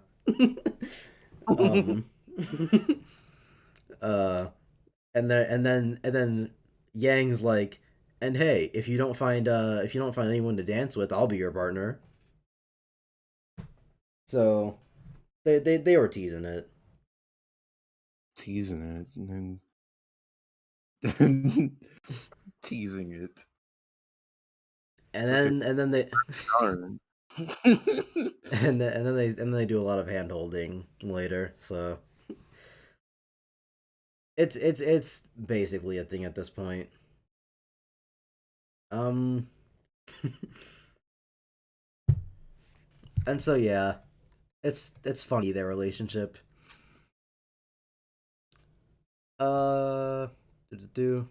Alright, Adam is a character I don't like, I'll get to that later. Ilya is a character I dislike a lot. Her reason for hating Blake is because Blake doesn't like me back, so I'm Adam Jr., which, yeah, I already told you about that. And this is the funny part. It's made a lot weirder when both Blake and Ilya would be under 18 at that moment, although Blake would be the older one, so it's questionable there. And I don't think Ilya should have gotten a redemption, because that's just my dislike of her character. So, Adam is like 20-something.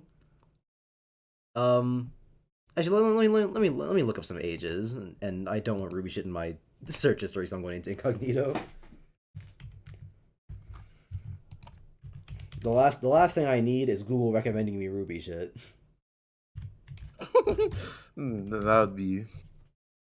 That'd be awesome.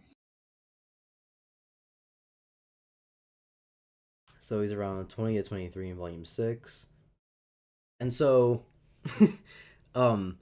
at the point where Adam dies in the show, he's at least 20, and Blake is 17. Huh? So, that's cool. We love to see it. We love to see it. But that's only in the current time, because she's been in love with him for a while. So 3 years back when he was, or 2 years back when he was 18, she was 14. And Ilya was listening after Blake when she was like 12. Oh So- no! Oh no! It's definitely weird. That's the word. Oh yeah, and Yang is the worst one by far, and because Tryton dislikes shipping, which I think that shipping is fine. It's only when people start talking about ships. No, because even talking about them can be fun, because that's character speculation. It's how serious people get about the ships that are nuts. Like, I don't remember if I told you exactly about this yet already, but there are people threatening the voice actors for Blake and Yang because of the shipping stuff, The voice actors. and Adam, because people were like, Blake shouldn't like Adam because he's a badman, and they harassed the voice actor for it. Man, we love to see it. We love to see it. So, yeah, but which, Put the to be action plan fair, down. which, oh yes, so someone got doxxed over a ship, which I think I told you about. Docs is nuts. Though to be fair, it's not the worst thing that a fandom can do. Turt just mentioned it, but Homestuck fans. So I don't remember exactly what the story is, but it's not really important. The point is, it's like a meme in Homestuck or whatever that people get hit with buckets, and so there were people at a con, and they saw someone in a Homestuck cosplay, and they were like, oh, wouldn't it be funny if we threw buckets at them? And so they threw buckets at this person, and they died. What? Dude, what? What? That's it. They pelted this person with buckets, and the person died from blunt force trauma.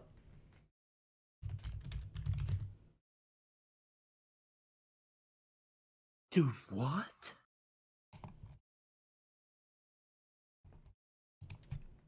Someone died. It's like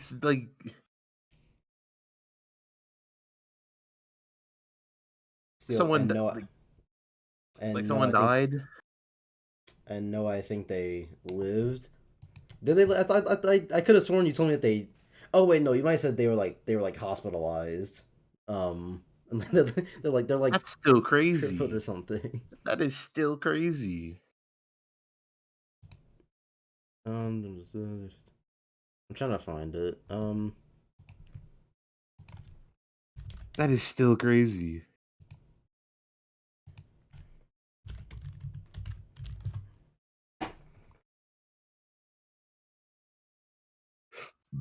Someone died. Oh, not died. Hospitalized. That's nuts. Mm-hmm.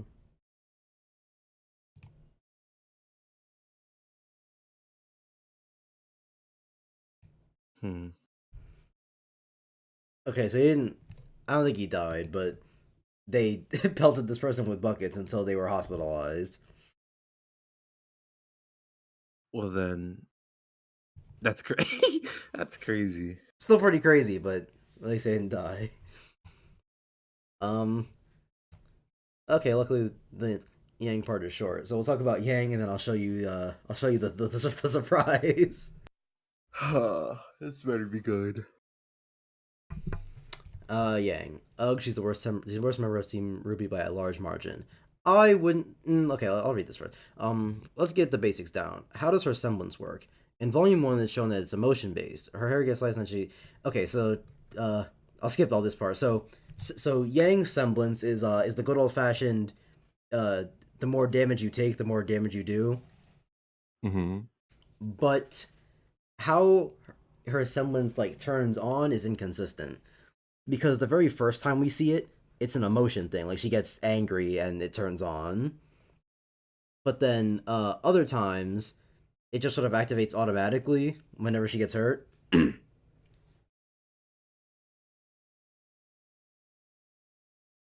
And there are other times where we see that she turns it off. Like, she gets angry and then she turns it off. Really? So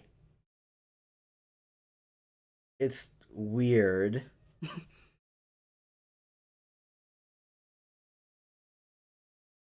I hate how the show is. Like, I really do. It's pretty inconsistent. Exactly how it turns on, and and what Tryton mentions here in volume 4, I'm pretty sure. So Yang's like dad is talking about her semblance to her, and in the same scene he says, it's like having a temper tantrum, because and that's a reference to the emotion based part of it. But then like 2 seconds later he's like, after you get damaged a lot, you do more damage or whatever. I don't remember exactly what he says, but he contradicts himself on how it gets activated in the same scene. It's in the same scene, too. Which that's it's wild to me. How did they let that slide? Anyway. Already this is bad. In Volume 2, she admits that she only became a huntress for thrill-seeking, which implies that she doesn't care about saving lives, unlike the other 3 members who all had selfless goals, even though Weiss's goal makes no sense. She wanted to find her mother, who chose not to see her despite her semblance? Oh, right. So, Yang's mom, her semblance is, as long as she, like, has a mark on a person, she can teleport to them whenever. And the mark never goes away, and she can have as many of them as she wants. Really? Yeah. Sounds busted. It is. Okay, but like, is it used a lot? Because it seems like the trend is, if it's busted, Yang's mom doesn't get like a lot of fights or whatever, so it gets used a lot outside of battle. I'd say it gets used a fair amount for her screen time, but like the point Tryton is making is that Yang's mom never goes to see Yang, like she abandoned her, when there's no reason to, because she could always just teleport back to Yang at any time. Yeah, that seems... Yeah. She just has Minato's power, like that's legit just a copy. Yeah, it is. Which, fun fact about RWBY, Turt, is that if it's from an anime, it's probably in RWBY. Because a lot of how the early writing for the show went was, hey, I watched this anime and I thought this thing was cool. Time to put it in RWBY. Sokka from Avatar, his entire character arc is just slapped onto a RWBY character. Really? Yeah. A scene from the Cowboy Bebop movie is just slapped into the first episode. Yeah, Turt mentioned it earlier. Just be stealing. Doing it for fun, like, that's crazy. Yeah. Anyway. Do you know he's gonna make a sense? Just like Blake, I really dislike Yang's but Blake though mood throughout volumes 6 and 8. Almost all of Yang's interactions with characters are mostly with Blake. So yeah, another problem with RWBY is that there are a lot of characters, but some of them just don't talk to each other. Like, um, of like the 7 main characters, main-ish character, eight. I'll go with 8. Of like the 8 main characters in like the later seasons, RWBY interacts with 1, 2, 3 of them, maybe 3.5, and only 2 of those are part of her main team. Really? Of the 4 main characters, RWBY, Weiss, Blake, and Yang, RWBY really only interacts with Weiss, and Yang is her sister.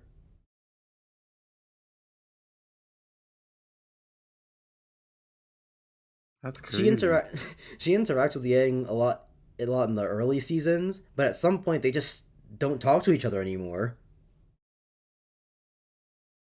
She grew bored. Pretty much all of RWBY's interactions are with Weiss because they're basically lesbians. They're not actually, but they might as well be. It's heavily implied. Not as heavily as Blake and Yang was in the early seasons, but there might be something there. Who knows? Um, what's it? uh, and so yeah, and that's just RWBY. Each of the other members don't even talk about them. Yang really only ever talks either to Blake or about Blake, which is why everyone was like, they're lesbians. They're in a relationship. Can't be mad. But they weren't, though. A lot of the early seasons is either Blake, blah blah blah blah blah blah, or RWBY, Weiss, Blake, blah blah blah blah blah. It's very one track mind. Yang in Volume 8 was thinking of what Blake would think of her rather than her sister. Yeah. I also dislike her going behind Ironwood's back with Blake to trust Robin. Yeah. Don't get it mistaken. Blake is also bad for this, but Yang mostly instigates this action. This is a terrible decision because not only has Ironwood done everything in his power to remain transparent with Team RWBY, but he gave Yang her arm because Yang got her arm cut off at some point, and she got a robot one. With no strings attached, and it's also stupid considering she knows nothing about Robin, who is currently attempting to steal supplies from the government. The fans also ruined her for me, but that's a later topic. So, my thing with Yang is that I really liked her in the early seasons because she is, well, when you think about what kind of what kind of women I'm into, Jordan, that's the thing that Chris always jokes about. Yeah, that is what Yang is. She's the muscle of the group.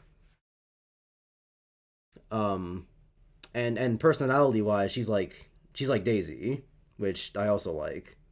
Um, but then it's after she loses her arm, she just becomes mopey. By the way. Hmm? What happened? If you find your perfect girl, that is a dangerous combination. Yeah, but we all know what I think about that.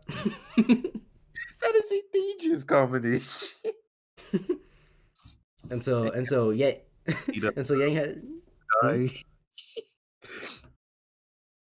And so Yang had the character archetype and character personality that I liked, but then at some point after season 4, Muscle Girls Are Based, good man, sir. At some point in after season 4, she just becomes mopey and moody, and like everything she says is just, it's either complaining or her being apathetic, and it's just not fun. I don't care if she's a muscle girl. Her personality dissipated. It vanished into thin air. And so she used to be on the list of characters that I liked, but not anymore.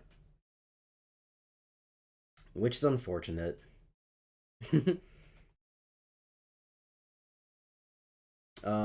How can the fans ruin something for you, though? They should have no grasp on your enjoyment. I already disliked Yang, the fans made it worse. Yeah, that's fair. But typically, unless the fandom is making arguments like that I just didn't think of before, I don't really let fans sway my opinion on things. Like, Persona fans are annoying, but Persona fans aren't why I hate. That's not true. Okay. Persona fans aren't why I hate the game. They're why. Or no. Persona fans aren't why I think the game is bad, but they're why I hate the game. But I guess that is my opinion on the thing, so. Usually I don't let it sway my opinion. But. Persona's a special case.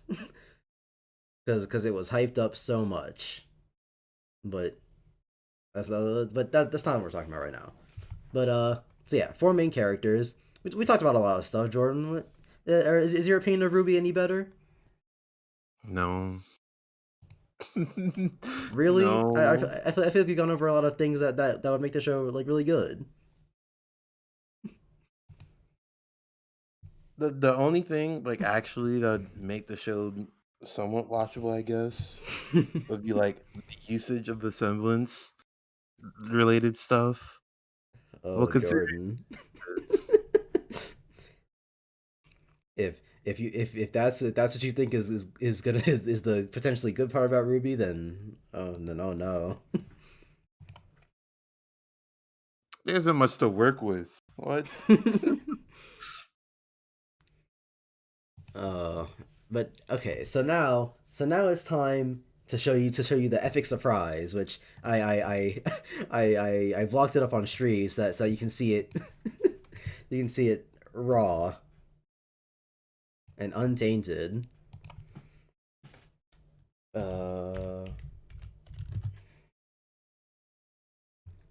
Tryton, could you be a pal and DM it to me?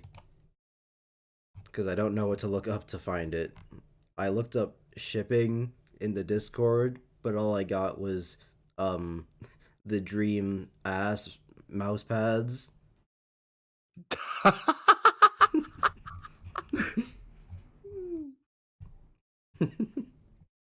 the chart.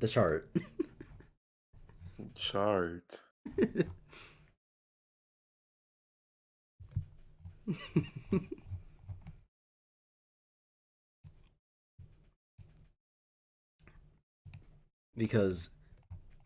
because I was astounded when I got to the when I looked at the chart, but at that point I had already been.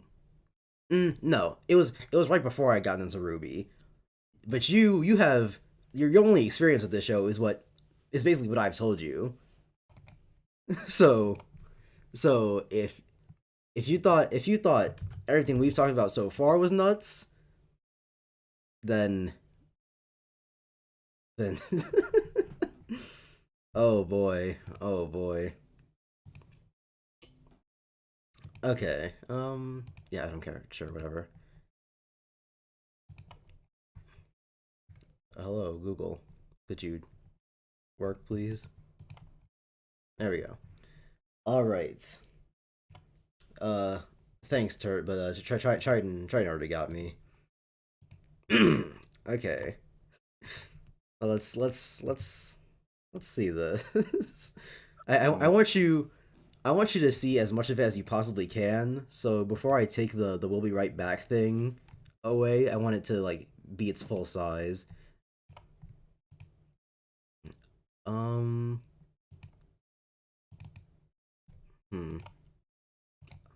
Wait, I can just transform it, right? Yeah, there we go. Fit the screen.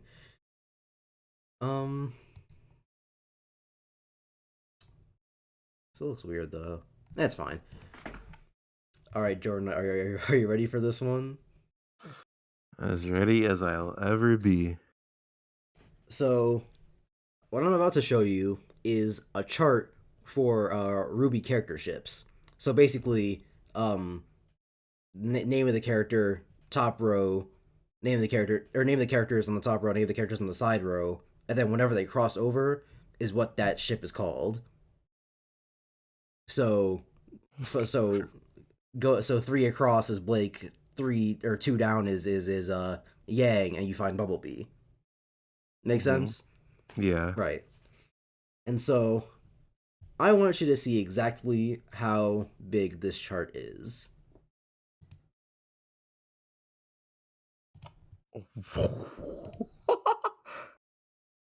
Whoa. And you could.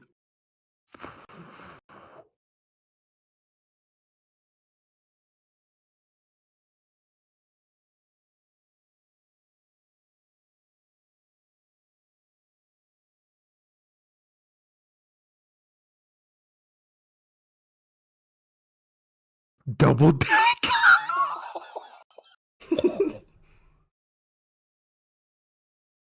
Still scrolling.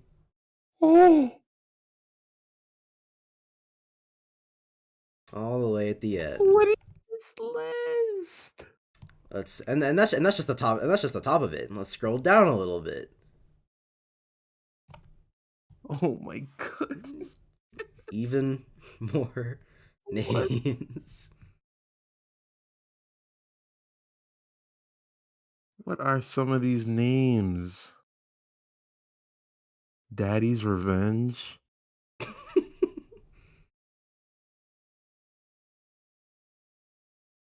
Uh, Sucking penises.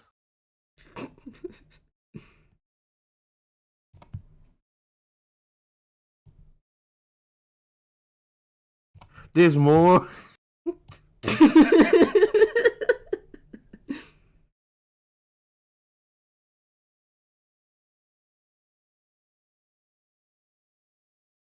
Man.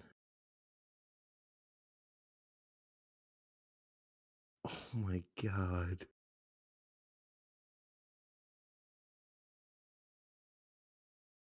Doggy style.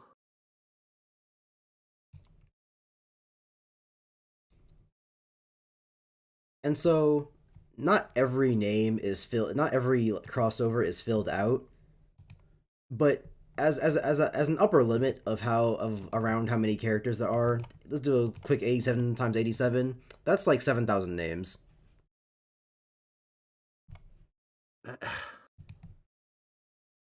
7,000.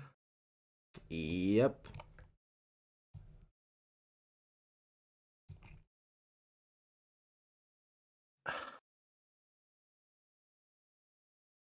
What? I'm assuming the whole fandom made this list, right? Yeah. I don't, but the very first time I saw it, I was under the impression that it was only one person, which almost drove me insane. But no, it's the whole fandom submitting names.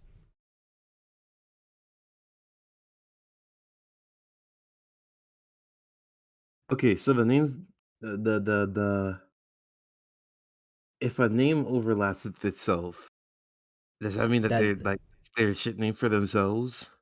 yes. They be shipping the character when it's with themselves. Yes.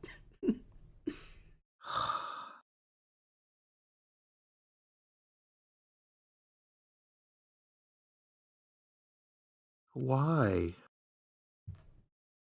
Because Fantastic fuck Mr. you. Fox.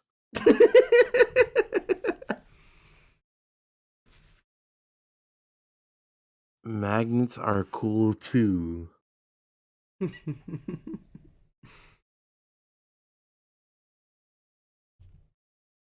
Suffering succotash. Fried chicken. Soak it all in. Ark.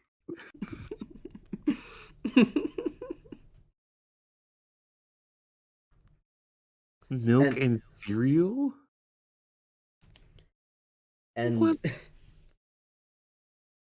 and see, the thing is, and some of these names out of context are just wild to you. Even in context, some of these names are nuts. Noah's Ark is crazy. Why is everyone shit with everyone? Because fuck you.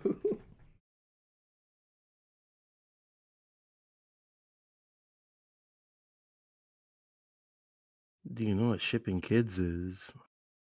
Human trafficking. What Tryton is referring to is the trend in particularly the RWBY fandom where people imagine who they would be the kids of.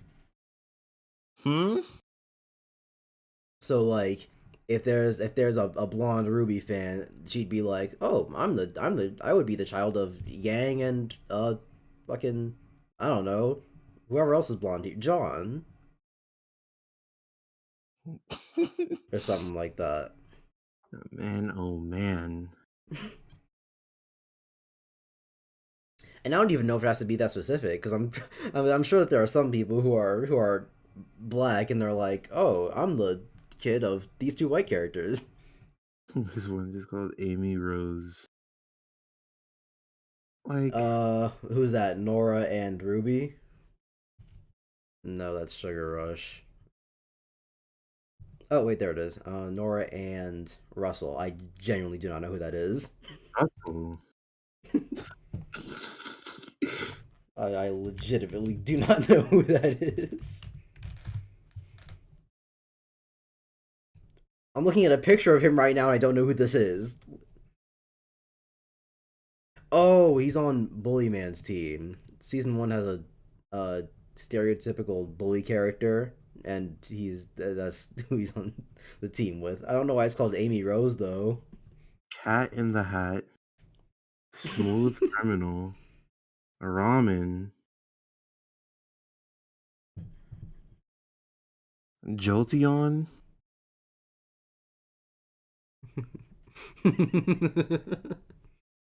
Jolteon is nuts. PvP. And it's because the characters really shit multiplication tables. Yeah, that's basically what it is. Torchwick That- and Neo. Where's Torchwick? Get the shit out of my face. Did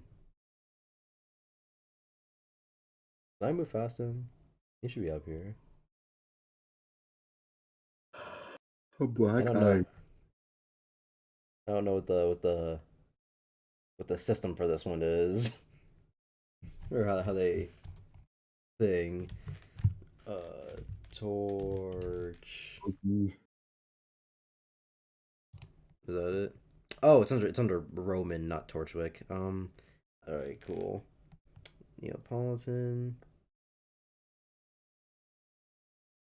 Wait. Oh, Romeo. That's lame. They could have done something there. Romeo.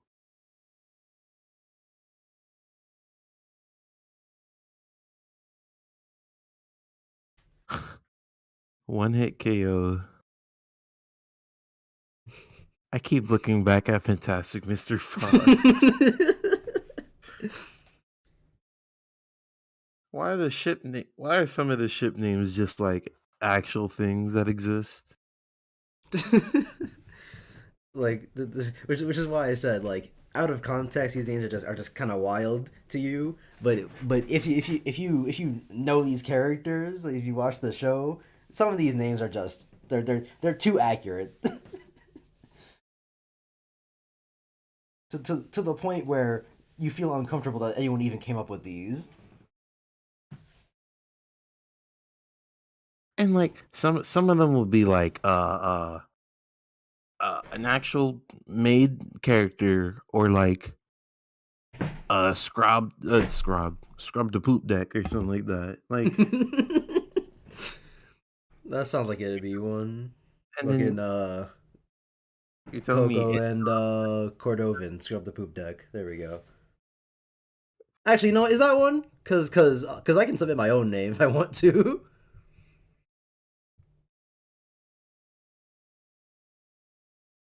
Get your friend to watch this.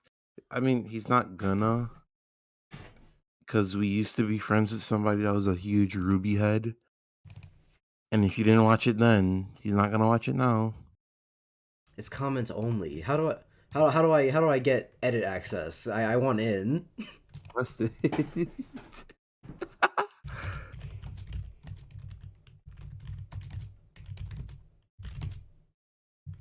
What's the name?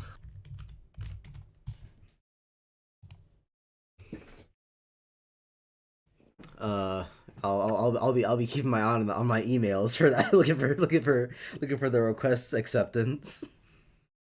That's crazy. You think they got a console for this? I don't know. Nightmare Foxy.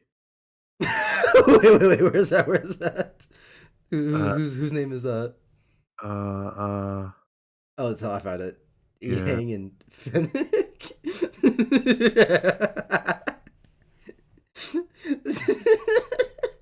Dude, what is going on? These names are busted. What is going on? The fox and the idiot. That sounds lazy.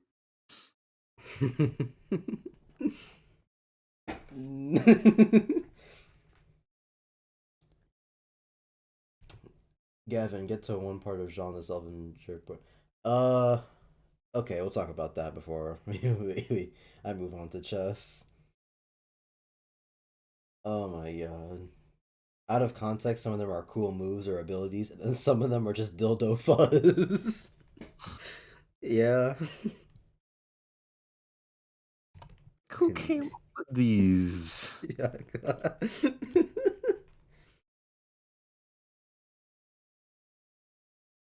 Oh my god. I really hope they accept my edit access, because Scrub the Boot deck is gonna go crazy.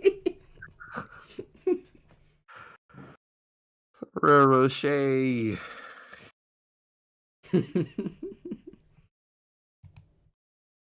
Oh my god.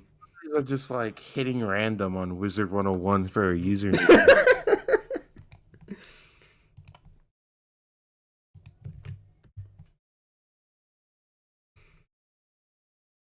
Oh, he'll talk about Jean because he exists.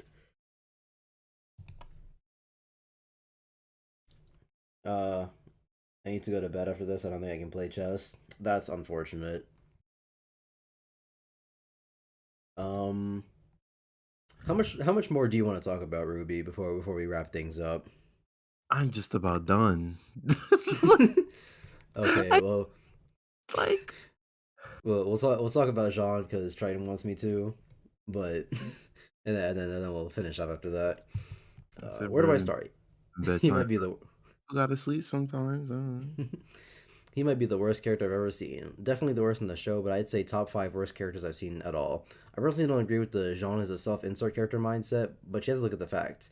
He's voiced by Miles, girls fawn over him, made out to be the biggest hero, gets one of, if not the first main character arc, ends up looking like Miles in later volumes. So the entire thing with this character, Jean, is that even from pretty early on, people like theorize that, not even theorize, it's pretty much true that this character is one of the writers' self-inserts, because one of the writers, Miles Luna, voices this character. He gets fawned over by women all the time in the show. Like, they're constantly joking about how much girls want to fuck Jean. Even though he's just the awkward nerdy guy. He's made out to be the biggest hero because he gets a lot of Jean saves, even though some of them just don't even make any sense. And gets one of, if not the first main character arc. Yeah, that's pretty accurate. John, like episode 4 or 5, is the first one to get a character arc that's like that goes anywhere. Also, nice email. Listen, dude, this is the email that my mom made for me when I was like 9. She put that? Yeah. At least your mom did it for you. One of my emails is just, well, most of my emails are horrendous. Cause the email that I set up for that I want to be my like serious email that I give to people is literally just my name. Which to be fair, I can't even like blame my mom for Gavin Gamer 1 because if my mom had told me when I was 9 to come up with an email account, I definitely would have come up with something worse. Anyway. The evidence is there, and if not for the obvious meta reasons of they didn't have a lot of money for voice actors in Volume 1, I believe the self-insert theory.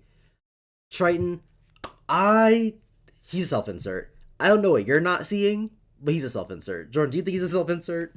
That is definitely a self-insert. In the later season, because like he doesn't look like Miles. He has like long blonde hair. But then in the later seasons, they give him a haircut that's just Miles' haircut. Boom. I guess any one of these is pretty accurate, but the curved upwards. There's fan art at the bottom. That's hilarious. But the curved upward little part of his hair that you keep seeing, that let's look at John Atlas, not fan fiction. Dude.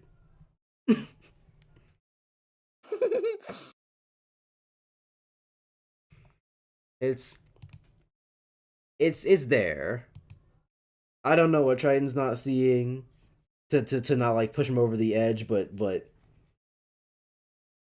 the only problem with that theory is the fact that Monty voiced Ren. Okay, but Monty doesn't look like Ren and have Ren get his dick sucked all the time.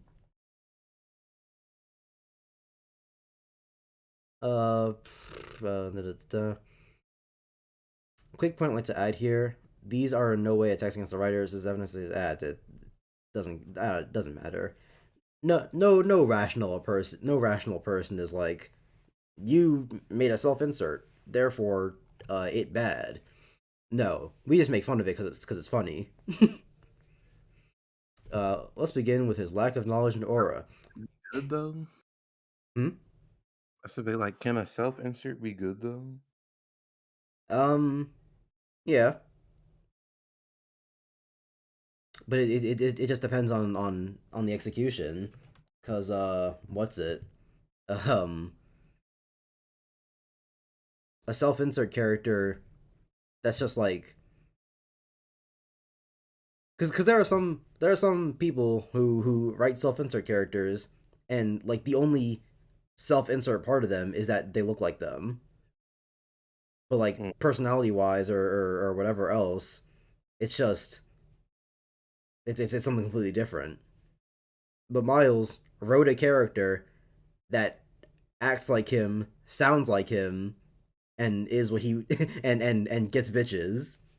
And it's like, come on.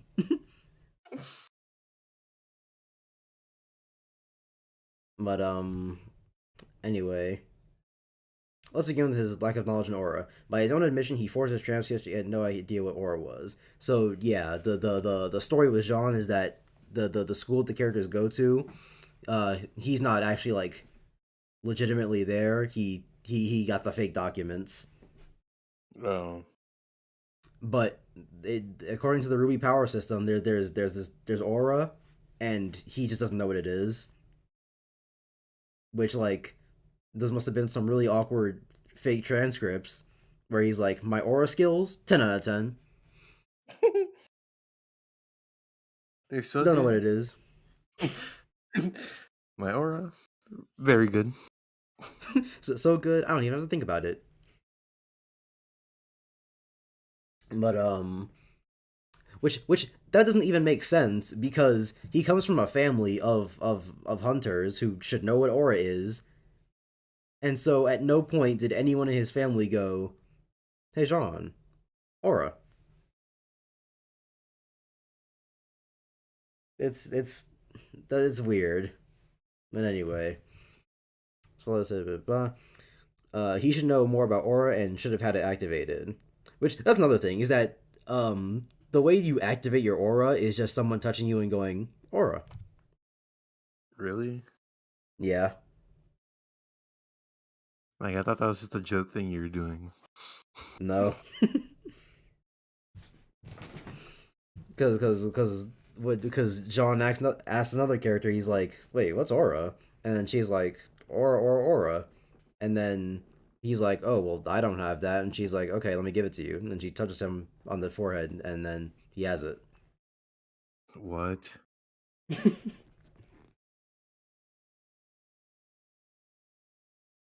Yeah, that's that's about all it takes. What?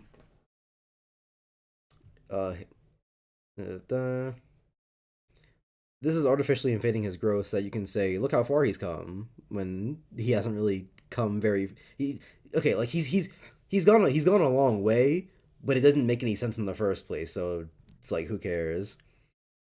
His semblance is broken. His semblance is to make other people's aura stronger, and because aura is tied to semblance, that means you can also make other people's semblances stronger. Oh. There's this one character who can basically make himself invisible to the monsters, and if Jean uses his semblance on him, he can make it so that an entire train of people are just invisible to the monsters. Which is pretty broken, and they never use it. Oh yeah, I forgot. Sorry, not never use it. They use it once and never again. That's the rule of RWBY. I forgot the rule. No broken strats allowed. Out. Done. You get one, and that's it.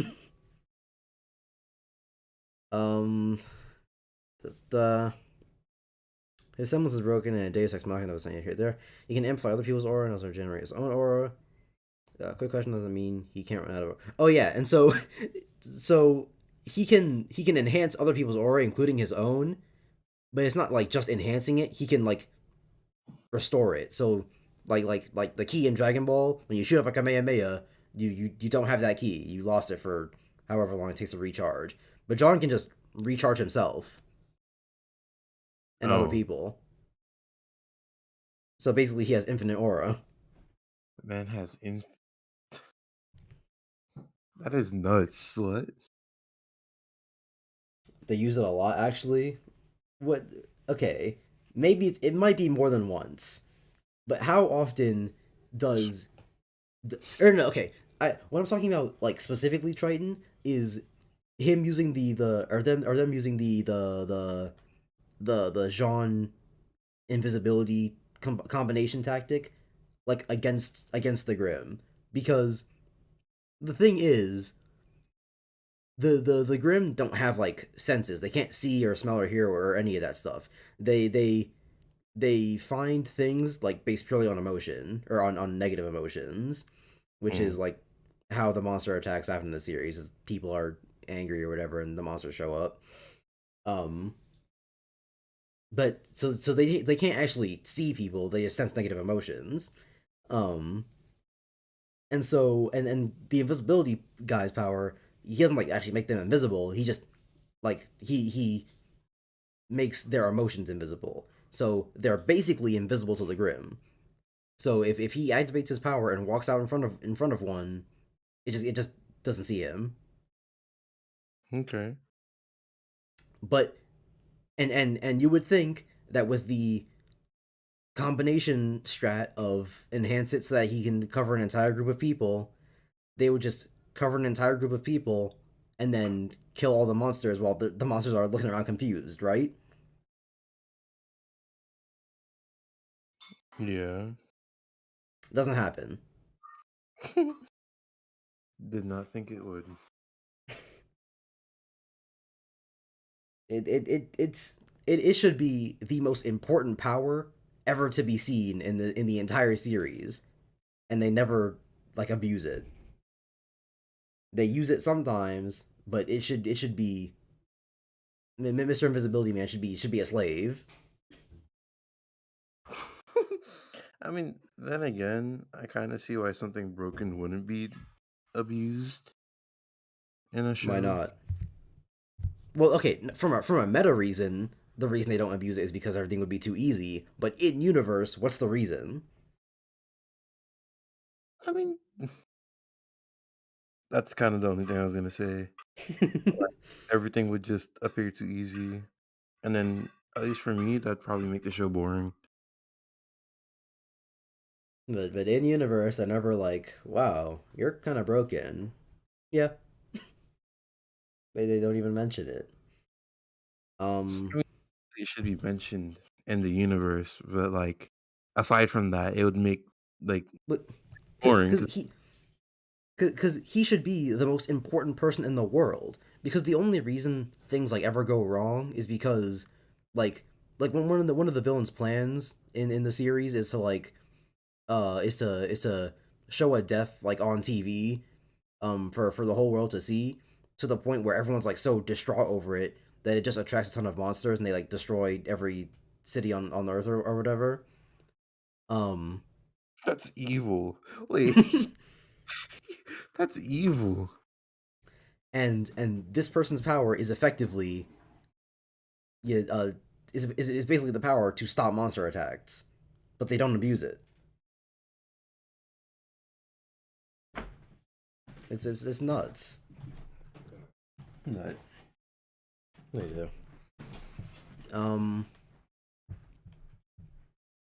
What was I? All right. Because anytime you get slow, just use your semblance to regenerate your aura.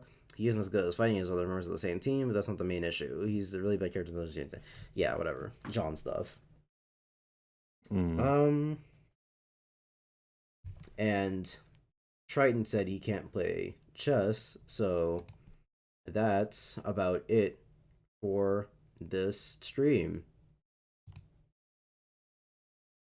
I hope everyone had fun talking about Looking at talking about RWBY and looking at shipping charts that are miles long.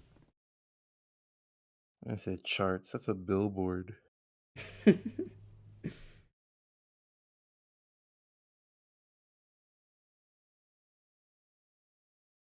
um, how much of the stream was actually the Nuzlocke?